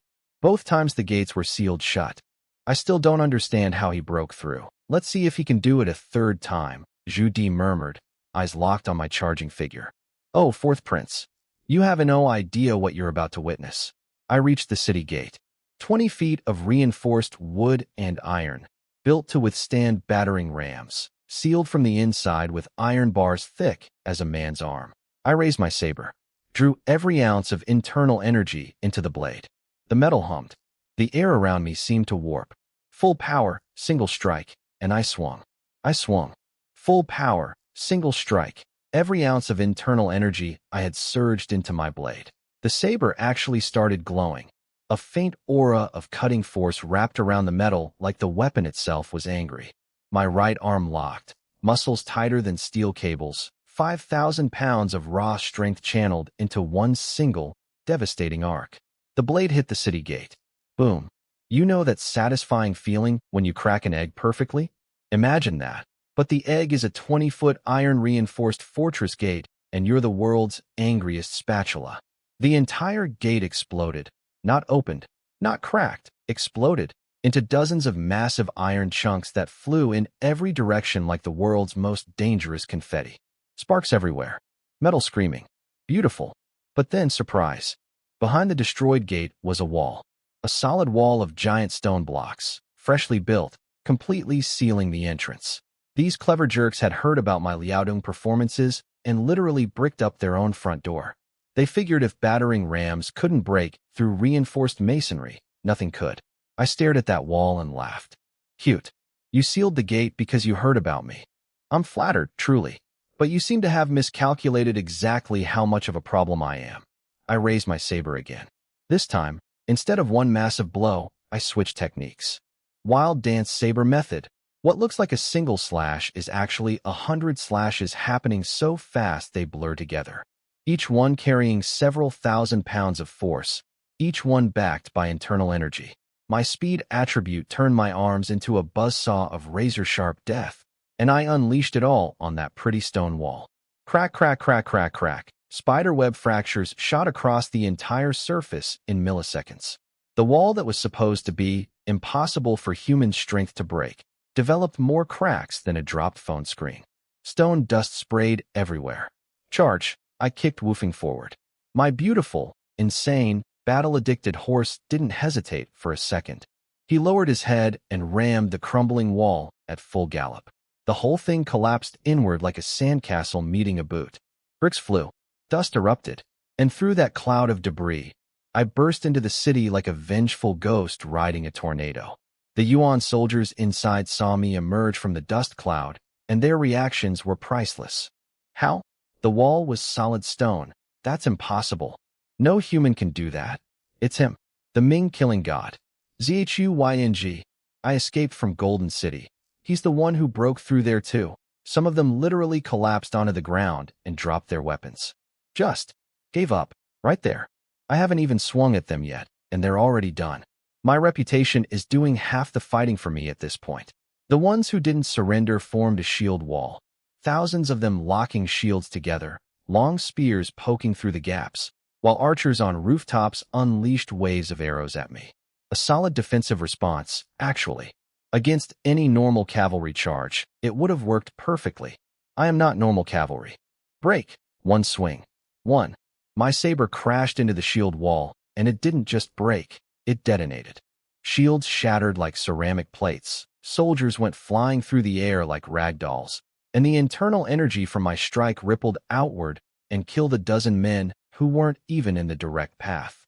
Their bodies tumbled across the cobblestones, leaving red streaks behind them. And then my system panel lit up like a slot machine hitting jackpot. Killed Northern Yuan soldier. Collected 1 strength point, 10 days lifespan. Killed Northern Yuan soldier. Collected 1 internal energy point, 10 days lifespan. Killed Northern Yuan soldier. Killed Northern Yuan soldier. Killed Northern Yuan soldier. The notifications were scrolling so fast, they were practically a blur. Every kill made me stronger. Every dead enemy added days to my already ridiculous lifespan. I was literally farming EXP in real-time combat, getting more powerful with each swing of my blade. This isn't a battle, it's a grinding session, and I'm getting the best loot drops of my life. They tried to reform the shield wall. I didn't let them. I charged, woofing straight into the scattered formation, saber spinning, cutting through soldiers like a lawnmower through wet grass. 6, 7 men per swing, bodies splitting apart, shields cracking like eggshells, blood painting the street in every direction. The ground was literally running red, little rivers of blood flowing between the cobblestones. I could feel myself getting stronger with every kill. Not metaphorically, physically. Each attribute point stacking, each notification adding to my total. The difference between the start of this battle and 5 minutes in was already noticeable. Fighting me isn't just dangerous, it's counterproductive. The longer you resist, the stronger I get. It's the world's most unfair feedback loop. Then Lu Lei and my 700 guards poured through the shattered gate behind me. And this is where things got really interesting. See, I've been training these guys for over a year now. Every single one of them practiced the iron body technique I taught them. Every single one of them got monthly bone-refining medicine treatments. And every single one of them had quietly transformed from regular soldiers into superhuman killing machines with 400 to 500 pounds of raw striking force. Lu Lei, my head guard, my most loyal shadow, hit the Yuan shield line and sent men flying. His steel saber smashed through shields like they were paper, and the soldiers behind them died from the shockwave alone. Blood spraying from their mouths, 7 orifices bleeding, dead before they hit the ground. And Lu Lei was grinning. First time he'd ever gone all out in real combat, and the joy on his face was almost disturbing. The man was having the time of his life. All 700 guards were doing the same thing. 700 guys with superhuman strength, each one hitting hard enough to launch armored men through the air like tennis balls. Shields shattering, spears snapping, bodies flying in every direction. They weren't cavalry. They were a wrecking crew disguised as horsemen. Chun Hung and Wei Quan, my regular cavalry commanders, charged through the gate after the guards and immediately stopped dead, jaws hanging open. Since when are the general's guards this strong? Chun Hung sputtered. They weren't like this in Liaodong, Wei Quan agreed, looking like he'd just seen pigs fly. They were right to be shocked. A year ago, my guards were tough, but normal. Now they were basically budget versions of me, tearing through professional soldiers like tissue paper. The bone-refining medicine and iron body technique had turned 700 ordinary men into 700 nightmares. But there was no time to gawk. Chun Hung snapped out of it, raised his blade, and screamed. The general's broken through. Everyone in. Kill every last one. 20,000 Daning cavalrymen surged through the gate, dodging arrows from the walls, flooding into the city like an unstoppable steel river. Behind them, Zhang Wu, commanding my 30,000 infantry, saw the gate fall and went absolutely berserk with excitement. The general did it. He broke the gate. Archers forward, infantry behind. Charge. The archers sprinted toward the walls to suppress the defenders, giving my cavalry inside the city room to maneuver without getting pin-cushioned from above. Smart kid, Zhang Wu. He's learned well. Up on the walls, Yuan Commander Mahao was screaming himself hoarse, trying to rally his men. They're just slaves. They used to be our slaves. Fight them. But the terror in his voice betrayed everything. Less than half an hour.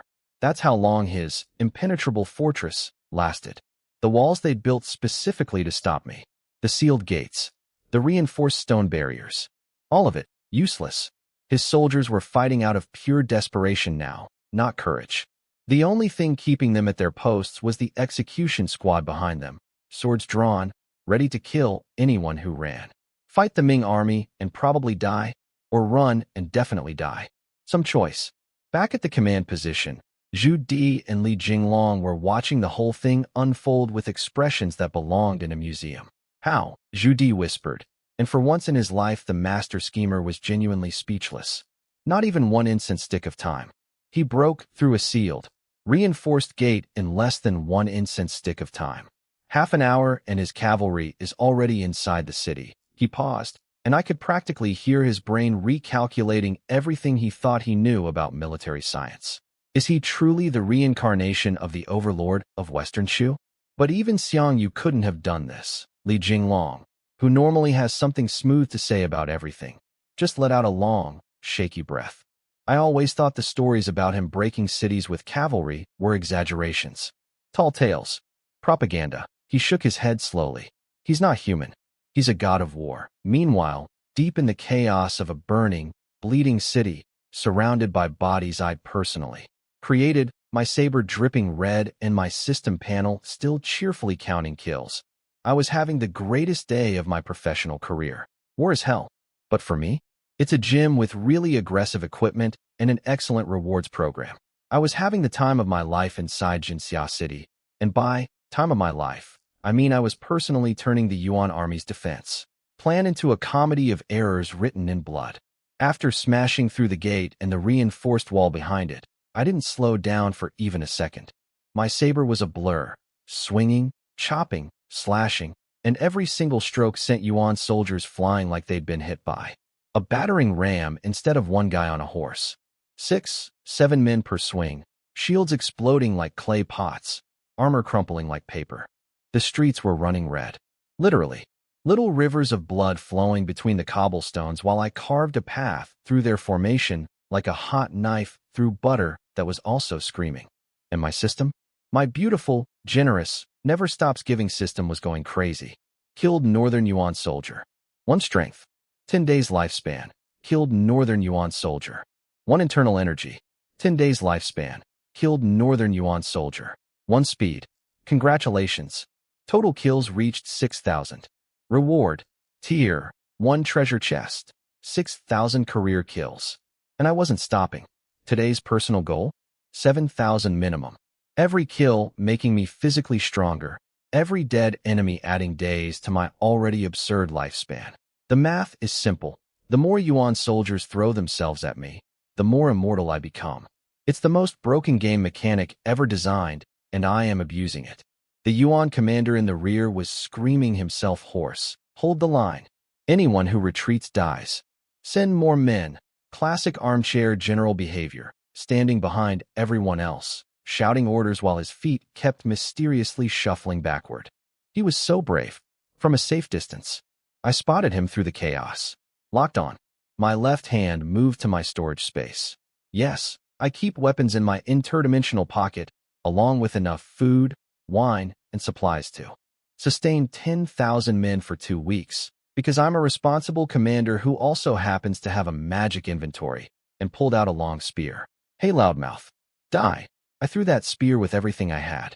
Internal energy surging through my arm. 5,000 pounds of force behind the launch. The spear left my hand with a sound like a thunderclap, crossed the battlefield in the time it takes to blink, punched through 3 armored soldiers who happened to be in the way, and then skewered the commander straight through his chest. The force carried all of them backward like a kebab being pulled off the grill. 4 men on 1 spear, dangling there like the world's most gruesome shish kebab. Killed Northern Yuan commander, 10,000 man leader. 50 all attributes. 100 days lifespan. Tier 1 treasure chest. 50 points to every stat. From 1 kill. That commander was worth more than 1,000 regular soldiers combined. I felt the power surge through me instantly. Stronger, faster, tougher, more internal energy. It was like leveling up mid-boss fight. Thank you, Mr. Loudmouth. Your death was extremely profitable. Without their commander screaming threats, the Yuan soldiers around me completely fell apart. They scattered like cockroaches when you turn the light on, dropping weapons, throwing off helmets, tripping over their own dead trying to run. 2 junior officers tried to rally them, shouting about reinforcements coming. The second prince's orders, hold the line. But nobody was listening anymore. The dam had broken. Meanwhile, my 700 guards were putting on their own terrifying show behind me. Every single one of them swinging with 4 to 500 pounds of superhuman force, courtesy of the iron body technique and monthly bone-refining medicine treatments I'd been giving them for over a year. They hit Yuan shield walls, and the shields exploded. Soldiers flew through the air like someone had strapped fireworks to their backs. My guards were laughing and screaming battle cries, drunk on the joy of finally unleashing their full power in real combat. Chun Hung and Wei Quan, my regular cavalry commanders, had charged through the gate after us and were still bug-eyed with shock. Since when are the guards this strong? They'd fought alongside these same men in Liaodong, and nobody had been doing this. The transformation was that dramatic. 700 budget model superhumans carving through a professional army like it was made of warm cheese. Behind the cavalry came Zhang Wu with 30,000 infantry.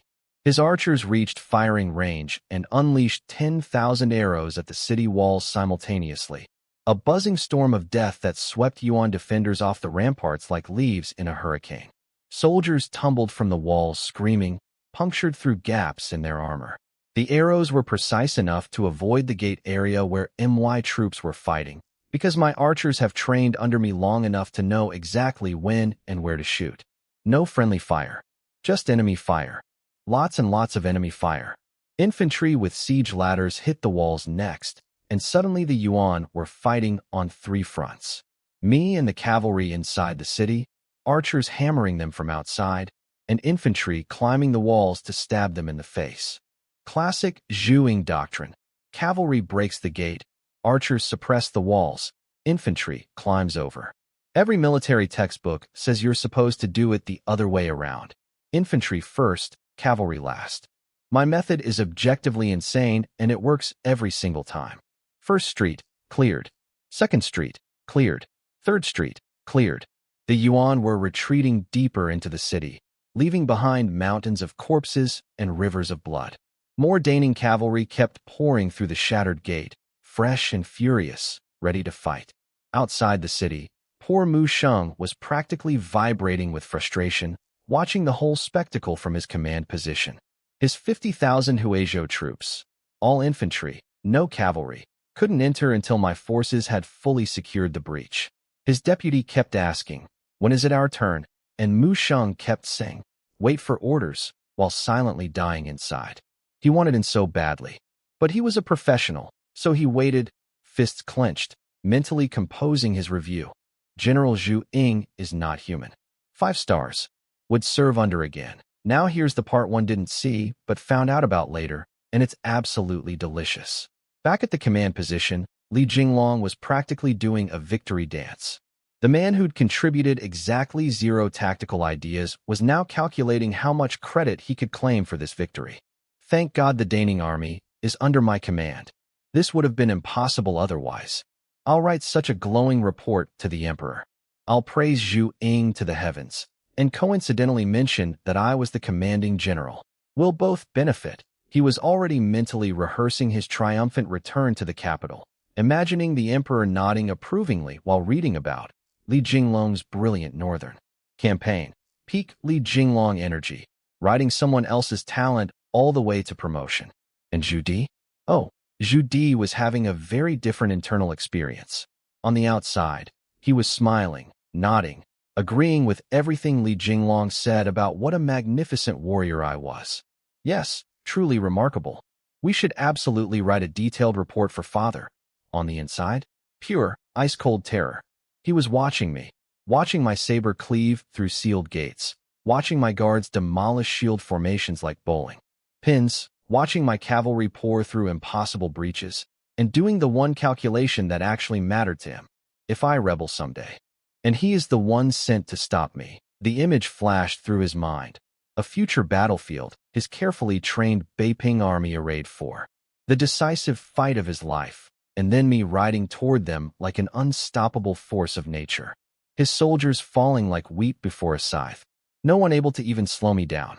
A chill ran up his spine so hard, he probably felt it in his teeth. This man is beyond human, Zhu Di thought. Not just brave, impossibly strong. That gate couldn't be broken by battering rams. He cut through it with a sword. He's not the overlord reborn.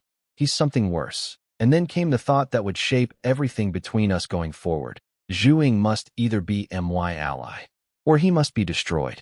There is no middle option. If he continues to grow, if he reaches the highest positions of power while opposing me, everything I've built will be meaningless. He alone could crush my entire rebellion before it starts. His eyes flickered with something cold and calculated. Even as he praised me out loud, his mind was already mapping out contingencies. How to recruit me, how to neutralize me, how to eliminate me if all else failed. Meanwhile, I was 6 streets deep into a burning city, my kill counter ticking past 6,500, my stats climbing with every swing, completely oblivious to the fact that the man standing safely behind the front lines was already planning my potential assassination. That's the funny thing about being the strongest person on the battlefield. Everyone watching you is either inspired or terrified. The soldiers worship you. The generals envy you.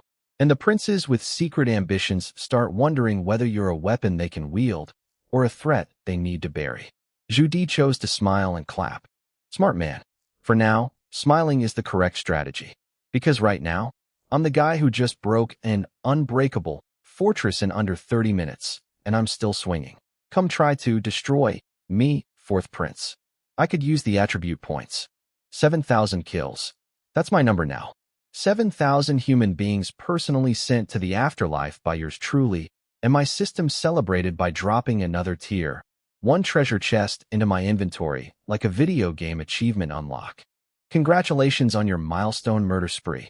Here's a prize. The battle for Jinxia City had entered what I like to call the cleanup phase, where the initial shock of my gate-smashing entrance wore off and the real grinding began.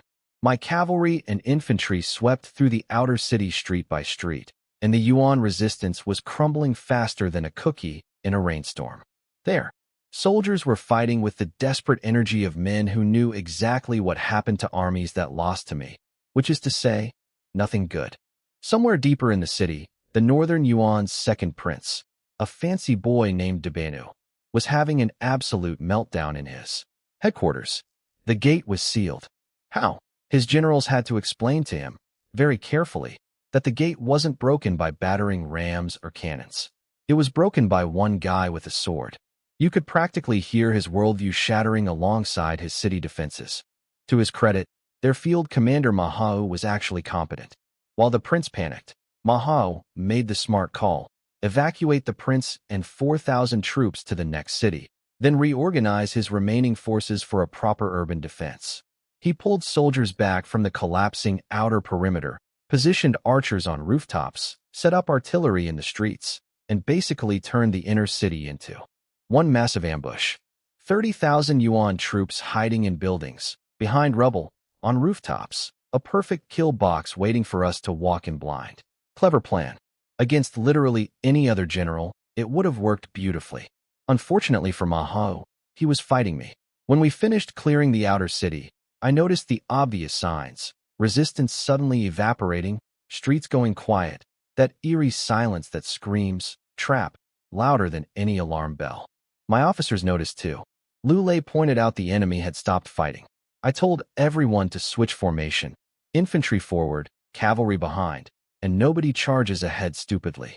I dismounted from Wufeng, swapped my heavy battle saber for my 7-star precious blade and my carved bow with a full quiver.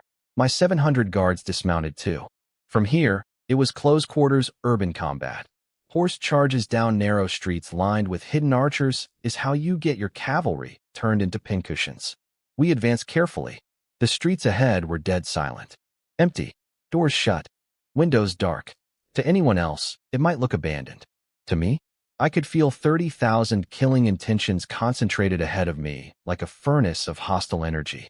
My spiritual perception isn't strong enough to fully project outward yet, but sensing murderous intent? That's been online for a while. Every hidden archer, every crouching spearman, every ambush position, I could feel them all, pulsing with lethal purpose. And if my sixth sense wasn't enough, my golden eagle was circling high above, sharing his bird's-eye view directly into my brain. From up there, I could see everything. Mahao's entire ambush layout spread out like a blueprint. Archers on rooftops, infantry behind walls, artillery positioned at intersections.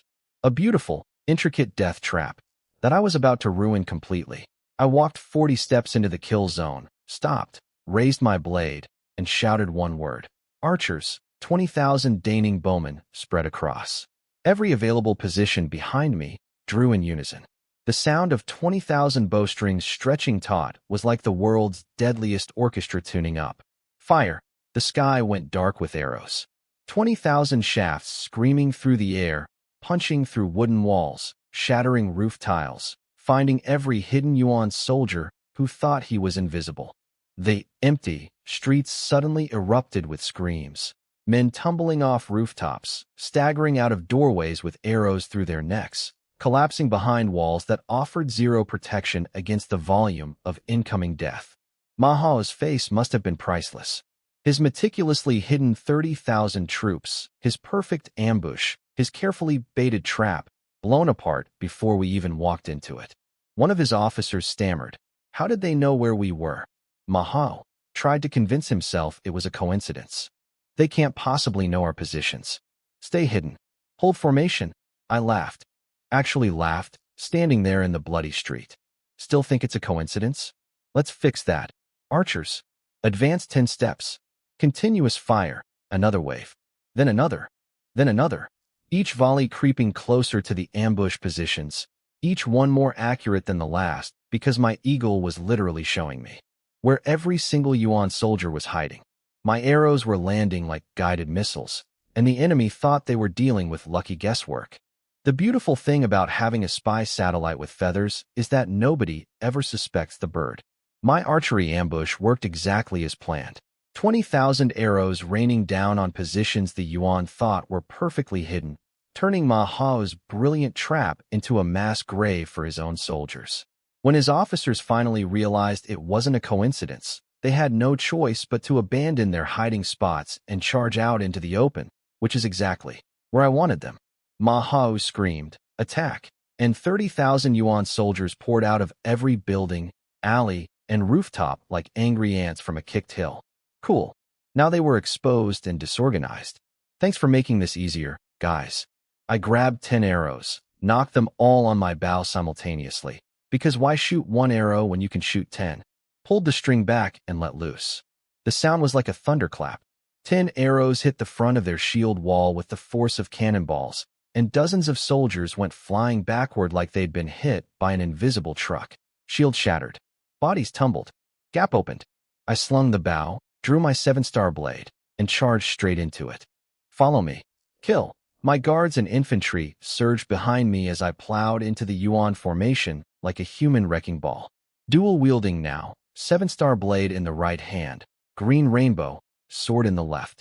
2 legendary weapons, each sharp enough to cut through armor like warm butter, each backed by over 6,000 points of raw strength. I was a blender set to puree, and the Yuan army was the smoothie ingredients. The system notifications were scrolling so fast they blurred together. Killed Northern Yuan soldier. 1 strength. 10 days lifespan. Killed Northern Yuan soldier. 1 internal energy. 15 days lifespan. Killed Northern Yuan 1,000-man commander. 10 all attributes. 50 days lifespan. Every single kill. Making me stronger. I was getting more powerful in real time, mid-battle, while surrounded by enemies. It's the most beautifully unfair advantage in military history. Fight me long enough, and I become literally unkillable. The Yuan soldiers figured this out the hard way. He's a monster. Weapons don't work on him. He's not human. Run. They weren't wrong, honestly. My armor was so soaked in enemy blood it was dripping like I'd taken a shower in a slaughterhouse, but not a single drop was mine. Swords bounced off me. Spears glanced away. Arrows couldn't penetrate. I was basically a walking cheat code wrapped in gore. I spotted another 10,000-man commander trying to rally the troops behind a reformed shield wall. He was screaming about discipline and threatening to execute anyone who ran. Bold strategy. Also a fantastic way to announce your exact location to the guy who's been killing your officers all day. I cut through his guards like tissue paper. 30 seconds of blade work, bodies dropping left and right. And then 1 clean stroke of the green rainbow, sword took his head clean off. It spun through the air like the world's most morbid frisbee. Killed Northern Yuan 10,000-man commander. 50 all attributes. 100 days lifespan. Tier 1 treasure chest. And then, the notification I'd been grinding toward all day. Congratulations. All attributes have broken through 6,000 points. Reward. Tier 1 treasure chest. A wave of golden light washed over me, and suddenly every muscle in my body felt like it had been reborn. 6,000 points across the board. Strength, speed, constitution, internal energy, spirit. The exhaustion from hours of continuous killing vanished instantly, replaced by a surge of power so intense I actually laughed on the battlefield. Out loud, surrounded by corpses, covered in blood, laughing like a maniac. Somewhere nearby, my officers were panicking because I'd charged so deep into the enemy formation that they couldn't keep up with me. Chun Hung was screaming, "The general is alone in there.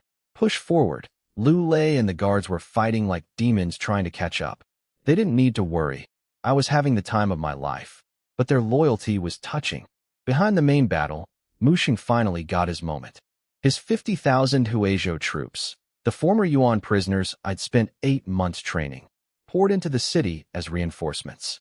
Mu Sheng gave them the speech of their lives. "You were prisoners. The emperor gave you a second chance.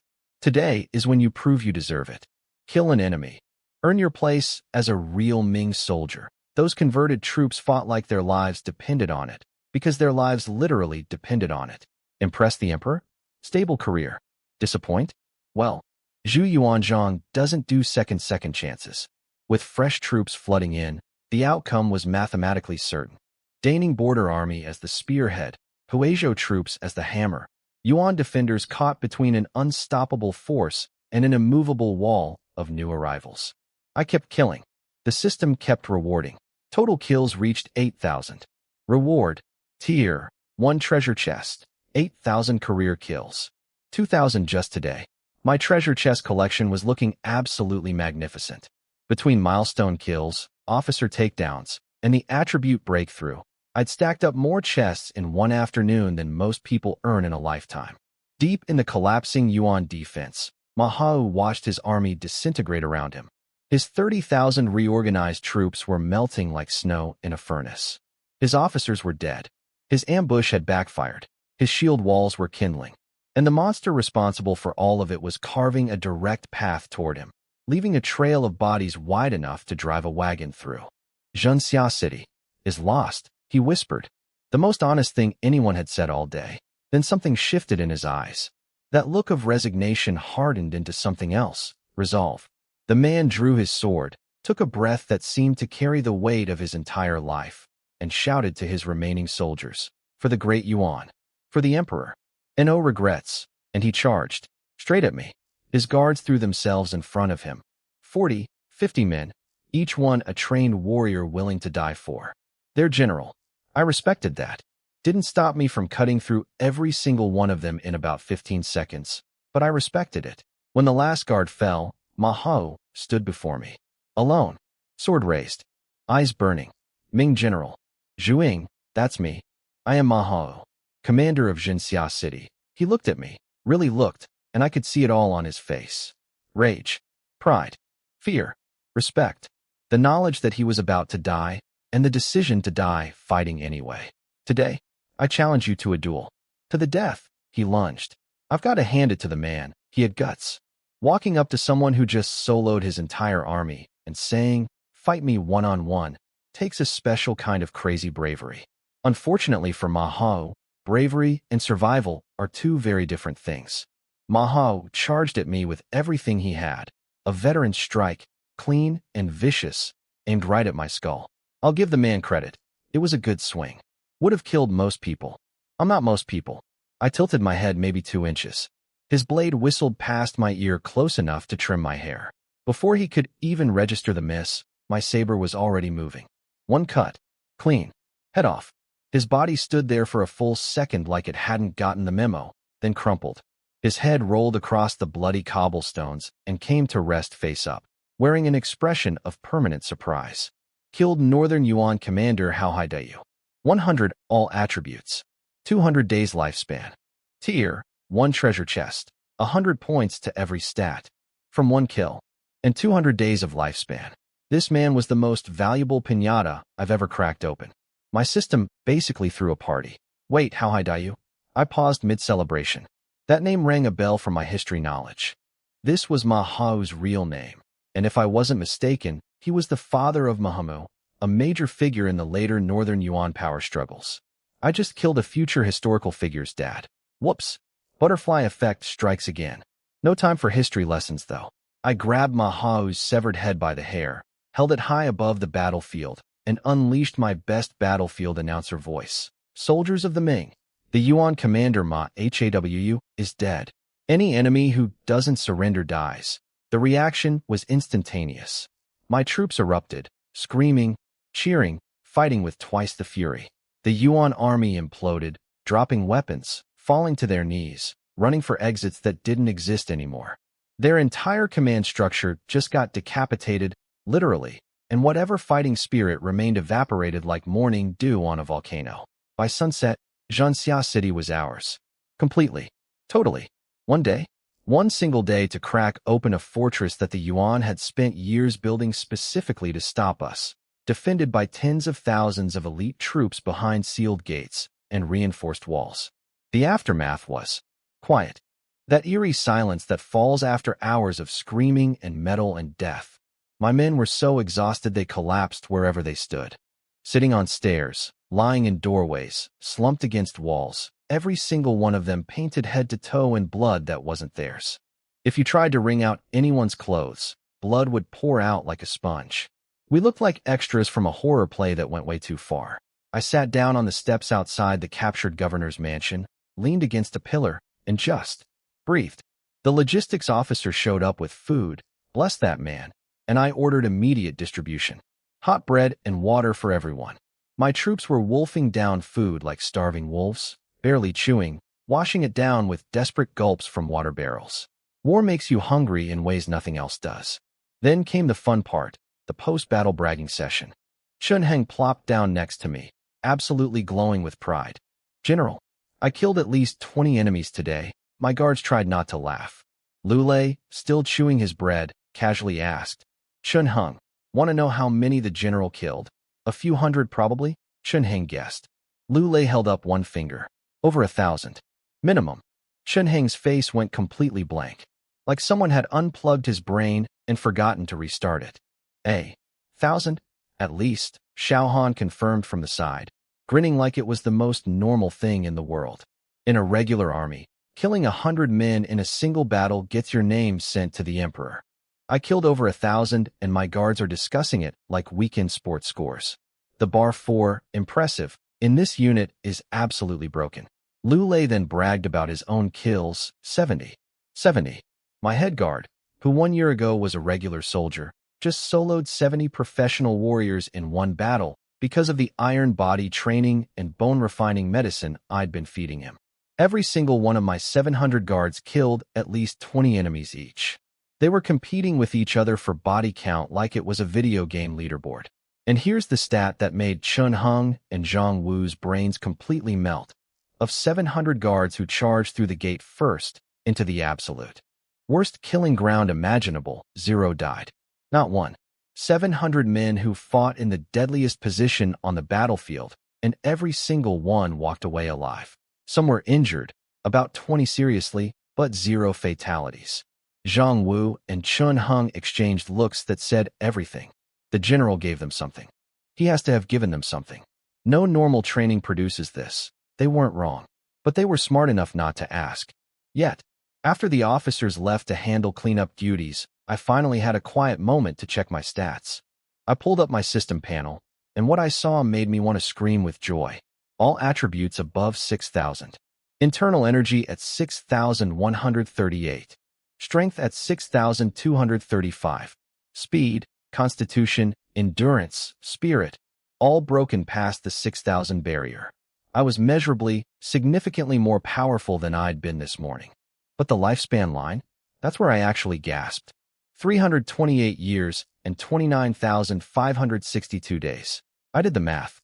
This single battle, this one day of fighting, added approximately 80 years to my lifespan. 80 years. Just from killing today. I walked into this city as a man who'd live 3 centuries. I'm walking out as a man who'll live nearly 4. And then I looked at my treasure chest inventory. 7 tier, 1 chests. 8 normal chests. 15 total. 15 treasure chests, each one capable of producing anything from advanced technology to legendary weapons to cultivation breakthroughs to miracle medicine. 15 rolls of the cosmic dice, waiting for me to crack them open. 15 chests, I whispered to myself, grinning like an absolute lunatic in the fading twilight, covered in dried blood, sitting on the steps of a conquered enemy fortress. 15 beautiful, gorgeous, wonderful chests. Meanwhile, back at the command position, Li Jinglong was doing mental backflips about how much credit he could claim. already drafting his victory report in his head. And Zhu Di?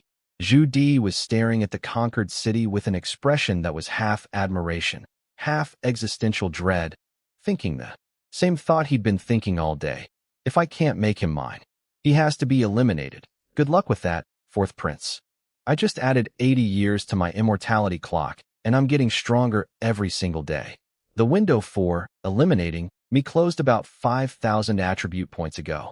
But sure, keep plotting. I'll be over here opening treasure chests. 400 years of lifespan. 400. I sat there on those blood-soaked steps doing math that would make any actuary's head explode. 4 centuries from now, we're basically in modern times, except in MY version of history. There won't be any foreign invasions, no humiliation, no atrocities. Because I'll still be alive, running things, making sure nobody touches my people.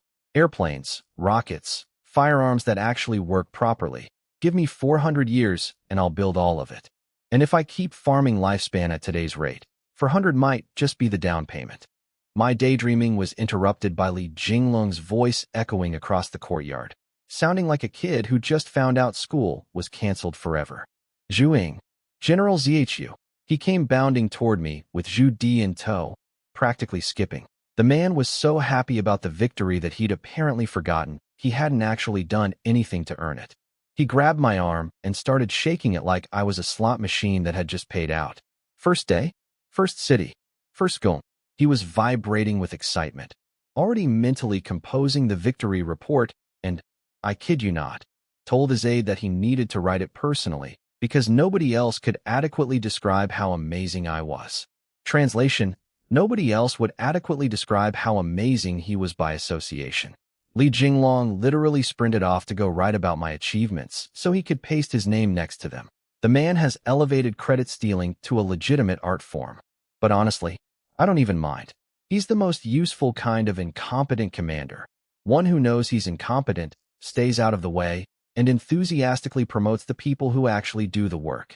If every useless boss behaved like Li Jinglong, the world would be a better place.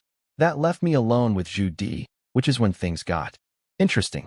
He suggested we walk through the captured governor's mansion together, and I could immediately tell something was brewing behind those calculating eyes. The man had, "I'm about to probe your loyalties," written all over his face in invisible ink. We strolled into the main hall. Nice place. Bit empty. Nothing worth looting because the Yuan had spent all their money building the fortress instead of decorating it. And Zhu Di started asking questions. Casually. Too casually. So, Zhuing, what are your thoughts on this northern campaign? Safe question. I gave a safe answer. The Emperor's will is to crush the northern Yuan. As his servant, I obey. Do you think we can truly destroy them? Slightly spicier question. I gave him my honest strategic assessment. The Yuan dynasty would fall, but the tribal confederations underneath would survive and remain a threat. We'd shatter their government, not their people. It was the kind of analysis that separated people who understood geopolitics from people who just wanted to hit things with swords. Zhu Di's eyes flickered with surprise. He hadn't expected depth from the cavalry berserker. You see things very clearly, he said, with genuine respect in his voice. Then came the real question, the one he'd been building toward this entire time. Tell me, General, how do you view my elder brother? There it was. The loyalty test, wrapped in casual conversation, delivered in a conquered enemy's throne room. Zhu Di wanted to know if I was Team Biao or potentially recruitable. I kept my expression perfectly neutral and delivered the most diplomatically bulletproof answer in the history of political fence-sitting. The Crown Prince is our nation's chosen heir, cultivated by the Emperor himself. Under his future rule, the Ming dynasty will prosper greatly. His Highness has shown me tremendous grace. My very title of Champion Earl was his gift. If I'm fortunate enough to visit the capital after this campaign, it would be my greatest honor. Every word was a brick wall. Pro Zhu Biao. Grateful. Loyal. Humble. Zero openings for Zhu Di to wedge in any seditious commentary. He could examine that answer with a microscope and find nothing but a model subject expressing textbook devotion. Zhu Di smiled, said something polite, and we parted ways. The second I was out of earshot, I could practically feel the temperature drop behind me. Zhu Di was not happy with my answer. He wanted ambiguity. He wanted doubt. He wanted even the tiniest crack he could exploit. Instead, he got Fort Knox. You have your ambitions, Zhu Di, I thought as I walked away. And I have mine. As long as you don't mess with me, I won't mess with you. But push me, and you'll discover that the guy who broke open your impenetrable fortress in half a day can break a lot of other things too. Meanwhile, over at Lan Yu's camp outside Jinhan City, my victory was causing absolute chaos. Lan Yu literally jumped out of his chair when the messenger delivered the news. What? Zhu Ying broke through already? In one day? And killed the enemy commander. Chang Mao was equally floored. How is that even possible? We attacked all day and couldn't even dent the gate. And then the real panic set in. Not about the yuan, but about credit. Lan Yu's entire Duke promotion depended on outperforming in this campaign. And I'd just stolen first blood on day one while his army was still banging their heads against a wall. He was furious, terrified, and motivated in the worst possible way. No more testing their defenses, Lan Yu declared, slamming his fist on the table. Full assault tomorrow. Every cannon, every gun squad, everything we have. I am personally supervising. I'd broken my city in half a day. Now Lan Yu was going to kill himself trying to match my pace. If I'd known my mere existence would motivate the laziest generals in the empire to actually try hard, I'd have started showing off years ago. Back at our camp, Li Jinglong presented the official battle report to Supreme Commander Guaying, who read it with increasingly wide eyes. Single-handedly broke the gate, killed over 1,000 enemies personally, slew the enemy commander and more than a dozen officers. Guaying looked up. Is this real? Every word verified by the military inspectors, Li Jinglong said, practically glowing. Guaying approved it for immediate transmission, and Li Jinglong, in his most brilliant tactical move of the entire campaign, suggested sending a carrier pigeon first so the emperor would get the headline before the detailed report arrived by courier. Guaying saw right through him. You just want the emperor to know about your army's first victory as fast as possible, don't you? Li Jinglong didn't even have the grace to be embarrassed. He just laughed. As he walked away to compose the pigeon message, I could practically see thought bubbles above his head. Zhu Ying, you beautiful, terrifying war machine. I'm going to write so many nice things about you that the emperor will think you walk on water. And right next to your name? Mine. We're partners now. Partners in glory. The man was literally humming with happiness as he drafted a message about MY kills to boost his career. You know what? I hope he gets his promotion. He earned it by having the single greatest talent a mediocre commander can possess, knowing when to get out of a genius's way. While I was back at camp doing extremely important things like sleeping and mentally cataloging my 15 treasure chests, my battle report was traveling south at the speed of pigeon.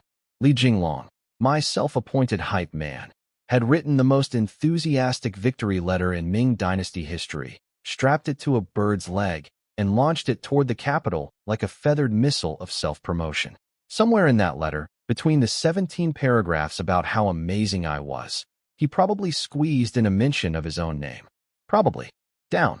In the capital, Emperor Zhu Yuanzhang had been holding daily court sessions since the campaign started, personally micromanaging everything from ammunition supplies to grain logistics. The man built an empire from literally nothing, so he doesn't trust anyone to handle the details. The Ministry of War confirmed troops were in position. The Ministry of Works reported they were cranking out the new shrapnel-loaded cannonballs as fast as possible, slower than regular solid shot, because stuffing iron needles into explosives is apparently complicated. Who knew? Everything was proceeding in an orderly, dignified fashion. Then Jiang Huan burst through the doors of the Fengtian Grand Hall in his flying fish robe, and every single official in the room simultaneously clenched their buttholes. Because when the head of the secret police shows up unannounced at court, it usually means someone's about to have a very bad day. But this time, different energy entirely. Your Majesty, carrier pigeon from the Northern Front. Pause. Deep breath. Victory report. The entire court went dead silent. The campaign had been running for days. Nobody, not the emperor, not the crown prince, not a single grizzled veteran in the room, expected results this fast. You could hear the confusion rippling through the hall like a wave. Zhu Biao immediately suspected Li Jinglong was lying. His own cousin's kid, first time on a real battlefield, claiming victory already? Father, are you sure this isn't fabricated? The emperor grabbed the report and read it. Then read it again. Then read it a third time, squinting at the characters like maybe they'd rearranged themselves into something less insane.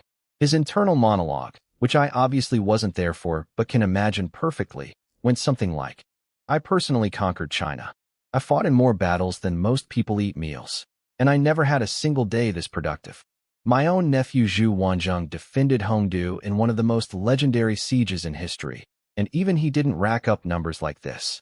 What I asked this kid? He handed the report to his eunuch Cloud Chi with instructions to read out only the battle results, because Li Jinglong had apparently padded the thing with so many flowery compliments about me that it read more like a love letter than a military document.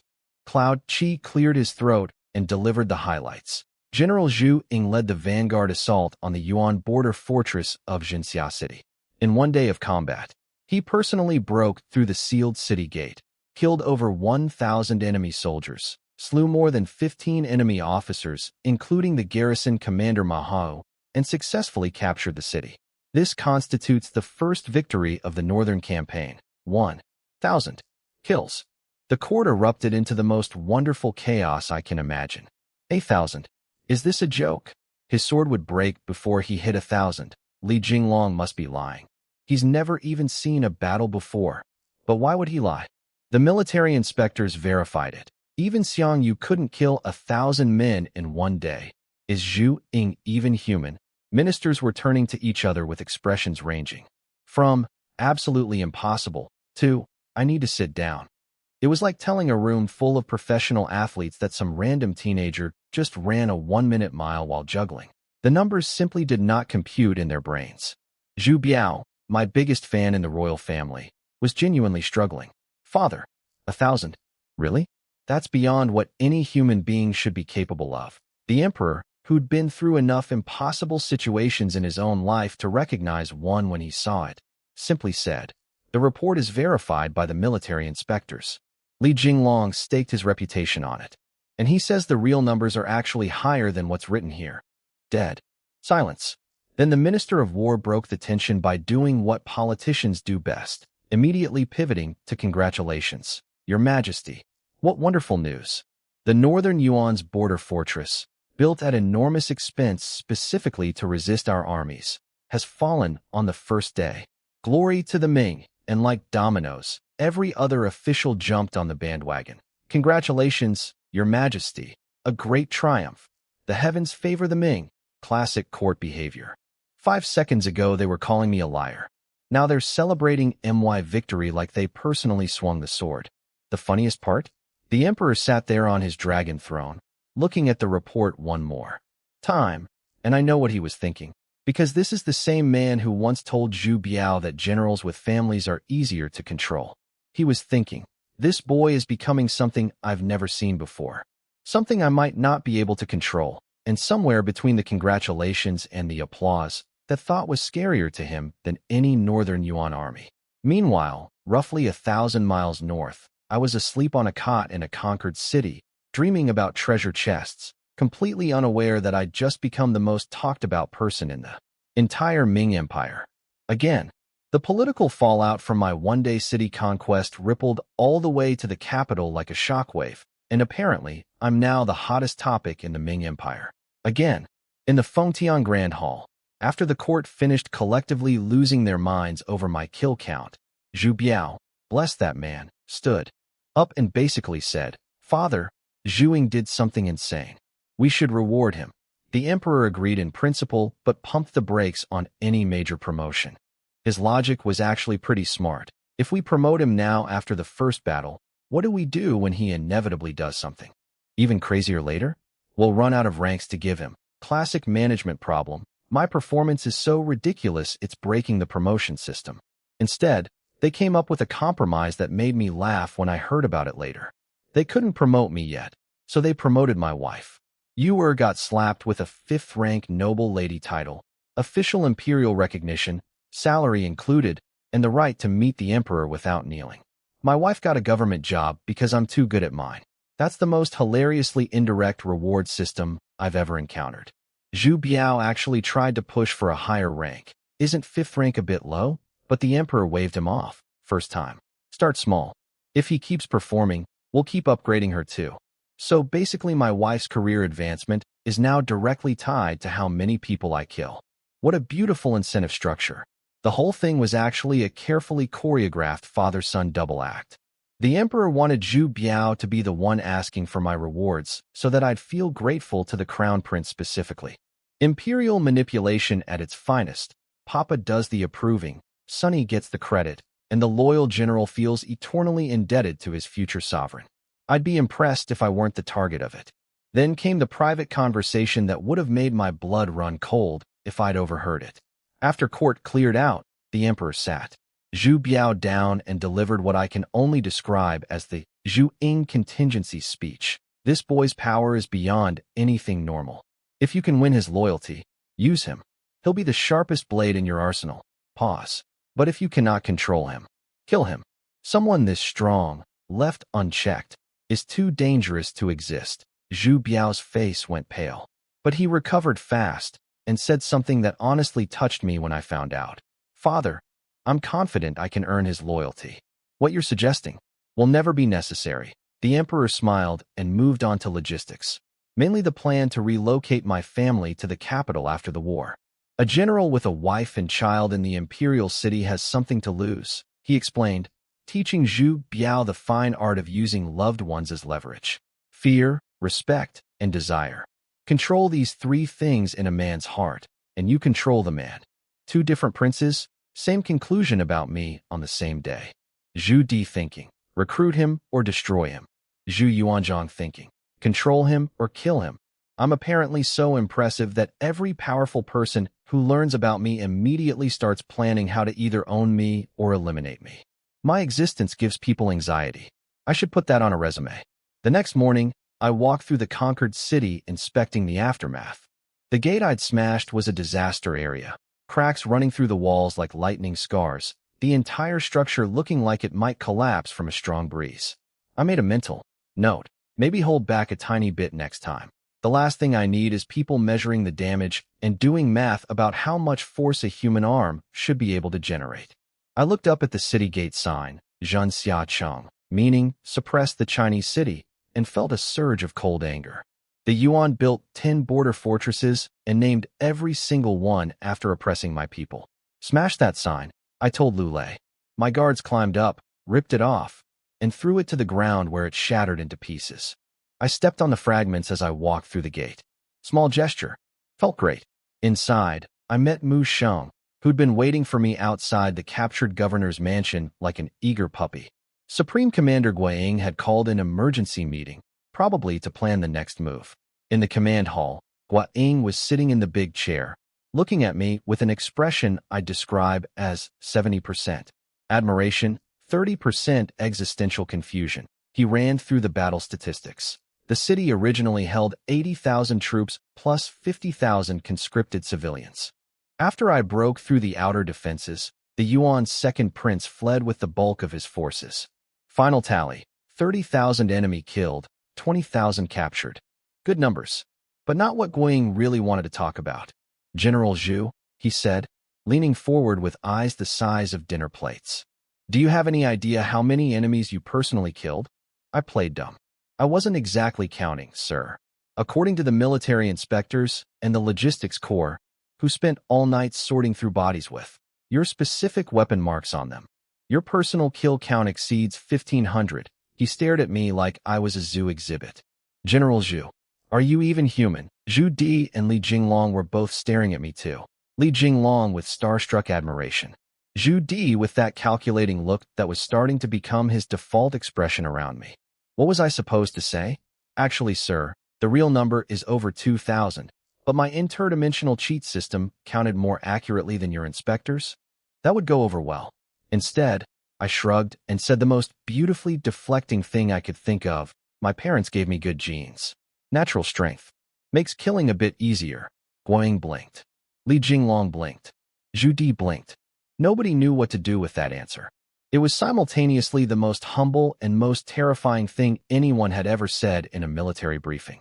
Oh, killing 1,500 professional soldiers in one afternoon? Just good genetics, sir. Nothing special. I could see them all mentally filing that response under Things that raise more questions than they answer. The truth, of course, is that my good genes include a supernatural stat system, attribute farming, internal energy cultivation, legendary weapons from treasure chests, a spy eagle in the sky, and the accumulated combat power of 6,000 points in every physical category. But my parents raised me well, sounds much more modest. 1,500 confirmed kills. The real number was over 2,000. Plus 80 years of lifespan gained. All attributes broken past 6,000, and 15 unopened treasure chests burning a hole in my metaphysical pocket. And the campaign has barely started. Northern Yuan, I hope you're recruiting. You're going to need a lot more soldiers. After the war council wrapped up, where I basically planned everyone's next move because Li Jinglong happily outsourced all strategic thinking to me, and Guiying was smart enough to agree. I headed back to my tent for the real business of the day. 15 treasure chests, sitting in my system inventory, glowing with possibility. I'd been thinking about this moment since the battle ended. 15 chances at legendary weapons, game-breaking cultivation techniques, world-altering technology. My palms were actually sweating. This is what a kid feels like on Christmas morning, except instead of toys, I might get blueprints for railguns. Open. All. Chests. The system went brrrr. 8 normal chests popped first. 1 skill point. Useful. 100 precision steel sabers. My guards will love those. 1,000 silver tails. Pocket. Money. Premium wound-stopping medicine. Always needed. A speedboat design. Wait, what? Advanced iron smelting techniques. Nice. 5 bottles of healing pills and 300 armor-piercing arrows. Solid haul. Nothing earth-shattering, but practical. Then came the 7-tier, 1 chests, and this is where things got weird. 2 more skill points, bringing my total to 6 unspent points I could dump into any combat technique. Cool. A set of steelmaking blueprints. In an era where iron is still the hot technology, I just received instructions for making steel. That's like handing someone in the Bronze Age a manual for titanium alloys. Revolutionary doesn't begin to cover it. A concrete manufacturing guide. Concrete. The stuff that built the Roman Empire, modern skyscrapers, and every parking garage in existence. I can now produce construction material that won't exist for centuries. A mystic-grade golden scale inner armor, better than the one I already have. Basically medieval Kevlar with fantasy-grade enchantments. More protection for my torso? Yes, please. And then it got really interesting. A hot air balloon construction manual. A hot air balloon. In the 1380s. I could literally achieve flight, aerial reconnaissance, troop transport, psychological warfare. Imagine Yuan cavalry watching a giant floating ball appear above them. They'd lose their minds before a single arrow was fired. Heavy armor forging blueprints. Professional tank-level protection for my soldiers. Game changer for infantry survival. And the grand finale. The most absurd, timeline-breaking, laugh-out-loud ridiculous item in the batch. A telegraph machine. Complete blueprints and operating principles. I stared at this one for a solid minute. A telegraph. In a world that hasn't discovered electricity yet. The Industrial Revolution is 400 years away, and my system just casually handed me instantaneous long-distance communication technology like it was a restaurant coupon. What am I supposed to do with this? I muttered, holding the blueprints. Plug it into what? A really angry eel? I shuffled through my mental inventory of previously acquired treasures, flintlock rifle designs, advanced gunpowder formulas, red cannon blueprints, and now steelmaking, concrete, hot air balloons, and telegraph machines. I started laughing. Couldn't help it. Sitting alone in my tent, surrounded by warm maps and dried blood, cackling like a lunatic. Because the picture was suddenly crystal clear. Right now, individually, most of these items were useless, too advanced for the current technological base. But together, across the 400 years of lifespan I'd accumulated, I wasn't just collecting random gadgets. I was assembling the complete technology tree for an entire civilization. Steel concrete equals modern infrastructure. Gunpowder rifles cannons equals military dominance. Hot air balloons equals air power. Telegraph equals communications network. And that's just what I have now. Every future treasure chest could add another piece, steam engines, printing presses, who knows what else. In my previous life, Western nations used their technological advantage to kick down China's door, burn the Summer Palace, force opium on millions, carve up the country like a birthday cake. The humiliation lasted over a century. In this life, I'm going to be the one kicking doors, with better technology, earlier, and I'll be alive to personally supervise every single step of the process from medieval farming to modern industry. A 400-year-old immortal warrior king, with a cheat system, commanding a nation built on stolen from the future technology, personally leading armies equipped with weapons that won't be invented for centuries. The rest of the world has no idea what's coming. While I was busy fantasizing about my future science fiction empire, the Northern Yuan court was having what I can only describe as a full-scale institutional panic attack. The messenger literally crawled into the throne room. "Your Majesty, Jinxia City has fallen. Ma Hao is dead. Tens of thousands of our soldiers slaughtered. The second prince has retreated to Zhentang City and is begging for reinforcements." The emperor went white as a ghost. One day, I spent a fortune building those walls. I stationed tens of thousands of elite troops there. How did it fall in one day? The messenger, trembling on the floor, delivered the punchline. It was the Ming general Zhu Ying. He broke through personally. The emperor basically collapsed into his tiger-skin throne like someone had removed his skeleton. You could see his entire worldview crumbling in real time.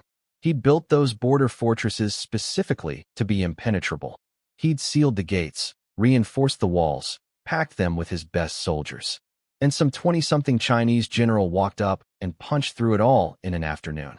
In his desperation, the emperor turned to General Gui Liqi, the same ambitious tribal chief who'd been angling for more independence, and made him supreme commander with a promise that should terrify everyone.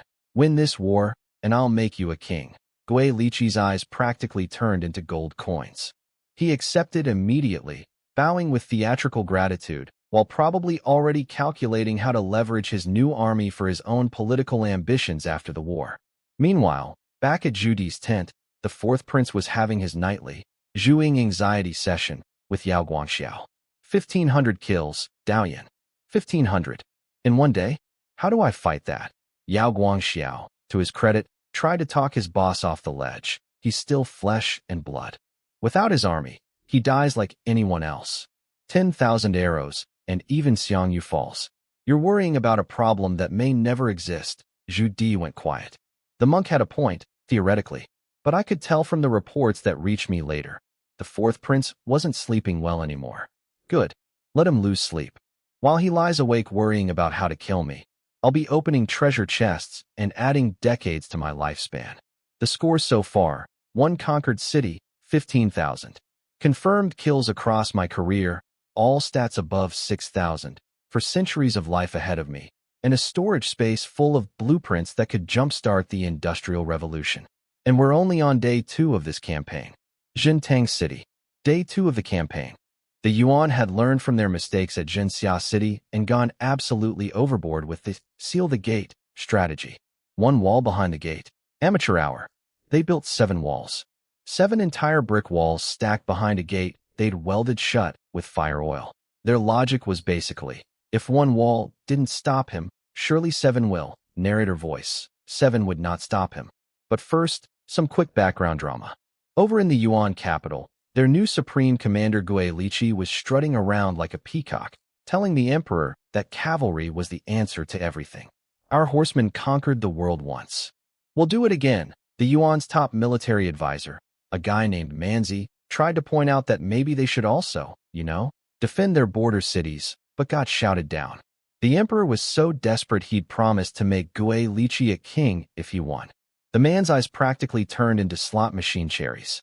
Meanwhile, Gui Liqi's real plan had nothing to do with saving the Yuan Empire. Half the generals in their court were secretly hoping the Ming would wreck the central government, so they could break free and become independent warlords. They were sending troops to defend the nation, the same way a fox volunteers to guard the henhouse. Anyway, back to me smashing walls. I changed tactics this time, no cavalry charge. The defenders had retreated from Zhenxia knowing my playbook, so they definitely prepared anti-cavalry obstacles inside the city. Instead, I went full infantry. 5,000 troops behind me, shields in front, archers behind, spears and swords in the middle. Cavalry dead last. Fire cannons first. 300 guns blazing, shrapnel rounds turning the city interior into a blender. Screams, explosions, the usual appetizer. When the barrels glowed red, I switched to the main course. I go first. You follow in 50 steps. Move. Shield in my left hand, 7-star blade in my right. I sprinted toward the gate alone. Just me versus an entire fortress. Again, the Yuan archers on the walls went nuts. Thousands of arrows raining down like someone had turned the sky into a pincushion factory. My shield caught them all, internal energy making it glow faintly, arrows pinging off like hailstones on a tin roof. Not a scratch. I reached the gate. Saber up. Full power channeled into one arm. Full power strike. The iron gate, thick, heavy, welded shut, exploded like it was made of crackers. Fragments everywhere. Wall number 1 behind it. I raised my shield, backed up 3 steps, and rammed it at full speed. Boom. Cracks everywhere. Collapse. Wall number 2. Same thing. Boom. Now here's where I stopped holding back on my speed. Walls 3 through 7. I hit them like a human cannonball, full sprint, zero restraint, internal energy flooding through my shield and body. The impacts sounded like consecutive thunderclaps. Boom, boom, boom, boom, boom. 5 walls disintegrating in about 3 seconds total. I burst out of a cloud of brick, dust, and debris into the city interior, and every single Yuan soldier standing there looked at me like I was a demon crawling out of the earth. 7 walls. One of them whispered, his sword literally shaking in his hand. He broke through 7 walls. Their commander recovered fastest and screamed the order I'd been half expecting. Bed crossbows. Fire. 3 massive siege crossbows rolled out, the kind that shoot bolts the size of spears, designed to punch through castle walls, not people. They were specifically prepared for me. They're thinking, even if he breaks the walls, nothing survives a bed crossbow at point-blank range. Not even Xiang Yu himself. All 3 fired simultaneously. 16 giant bolts screaming toward me, each one carrying enough force to skewer an elephant. In slow motion, because at 6,000 speed points, that's literally how I see things now. I watched those bolts crawl through the air like lazy bumblebees. I took one casual step to the side. 16 bolts obliterated the exact spot where I'd been standing half a second ago, embedding themselves into the rubble behind me with enough force to crack stone. I wasn't there anymore. The Yuan soldiers stared at the empty impact zone, then slowly turned to find me standing 3 feet to the left, completely untouched, 7-star blade gleaming, looking at them with the calm patience of a cat watching mice realize the door is locked. 7 walls, a welded gate, and 3 siege crossbows. That was their entire anti-Zhuang defense strategy. Their absolute best effort, months of preparation, every trick they could think of. It bought them roughly 15 seconds. The second prince, Debanu, had already fled deeper into the city the moment he saw me approaching. Smart boy. He's learning. Can't say the same for the soldiers he left behind, who were now standing in the rubble of their own defenses, watching their superweapon miss, slowly realizing that nothing in their arsenal, not walls, not gates, not fire oil, not siege equipment, could stop what was coming. And what was coming was me, 50,000 Ming soldiers on my heels, and a very bad afternoon for the northern Yuan garrison. Sometimes I almost feel sorry for them. Almost. Then I remember they named their cities things like enslave the Chinese, and the sympathy evaporates pretty quickly. I went full power today, no holding back, and it was glorious. After smashing through the welded gate, easy, I found their 7 walls waiting for me. 7. I almost admired the effort. Almost. I shield bashed the first one at normal speed, and it crumbled. Then I thought, you know what? Let's stop pretending. Full speed. Actual full speed. The kind I never show anyone. Walls 2 through 7 ceased to exist in about 3 seconds.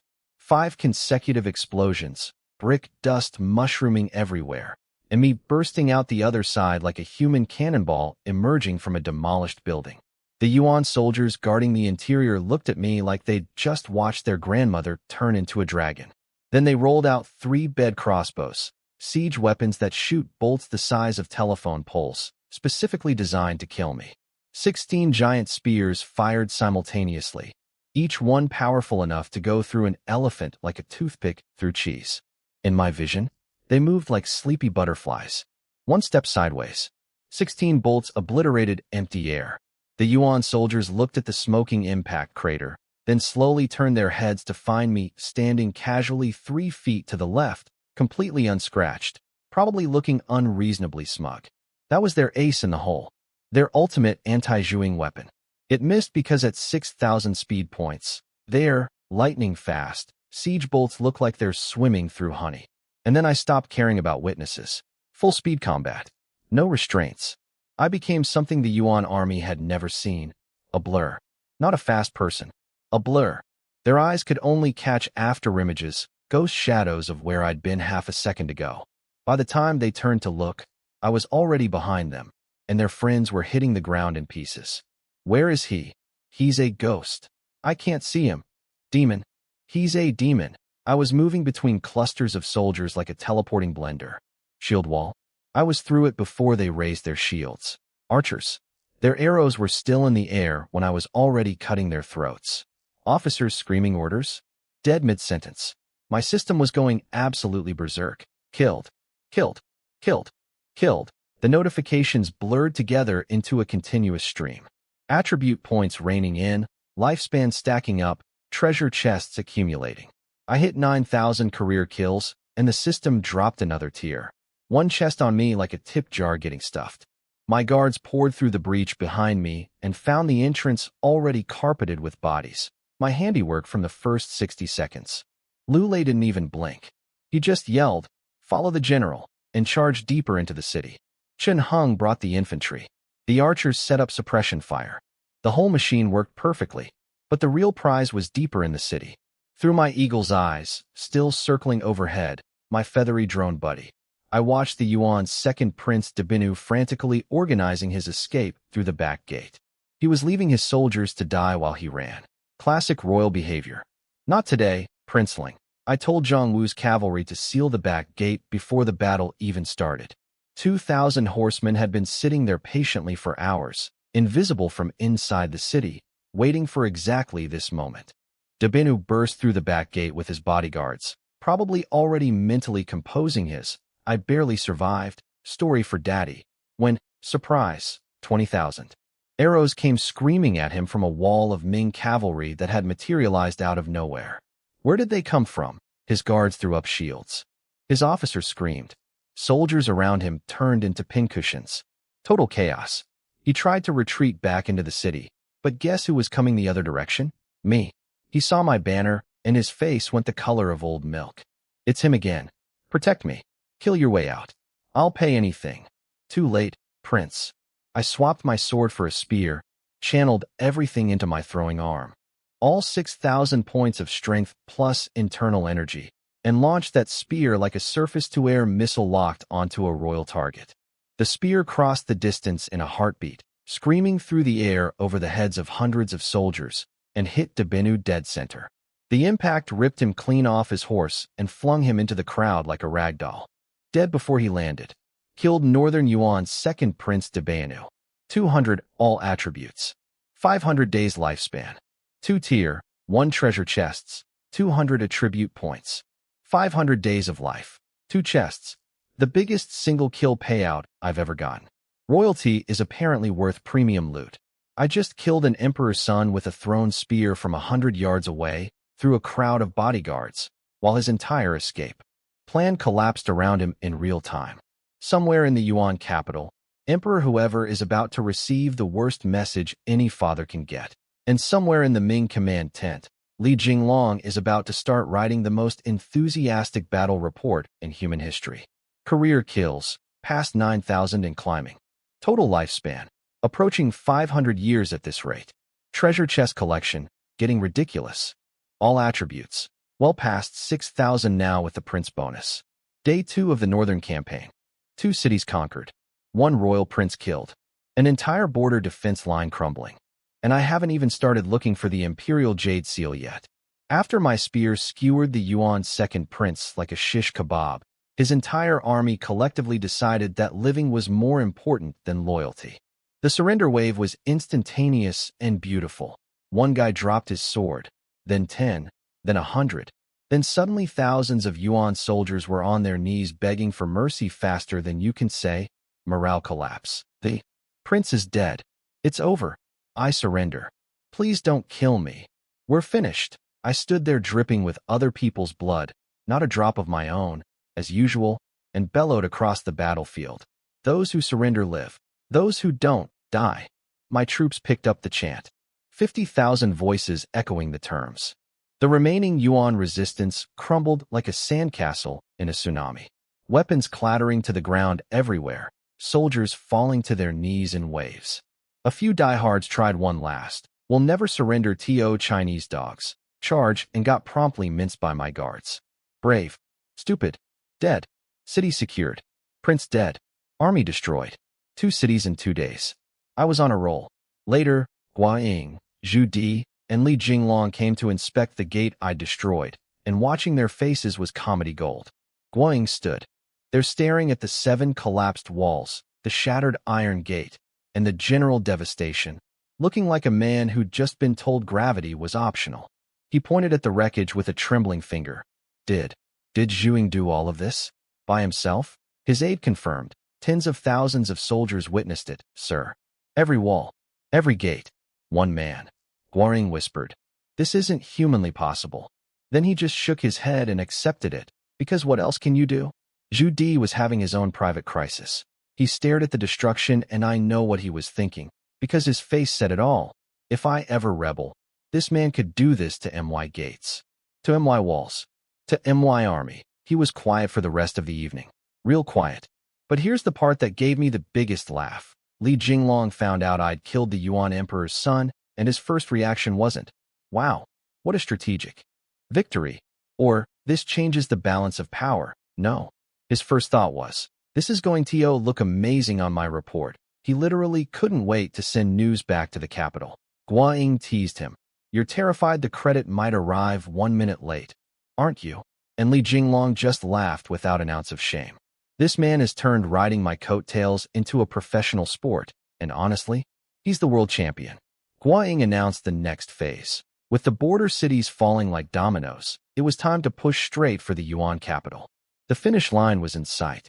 Now, while I was out conquering cities and collecting attribute points like a human vacuum cleaner, something wonderful was happening back home in Daning that I only heard about later.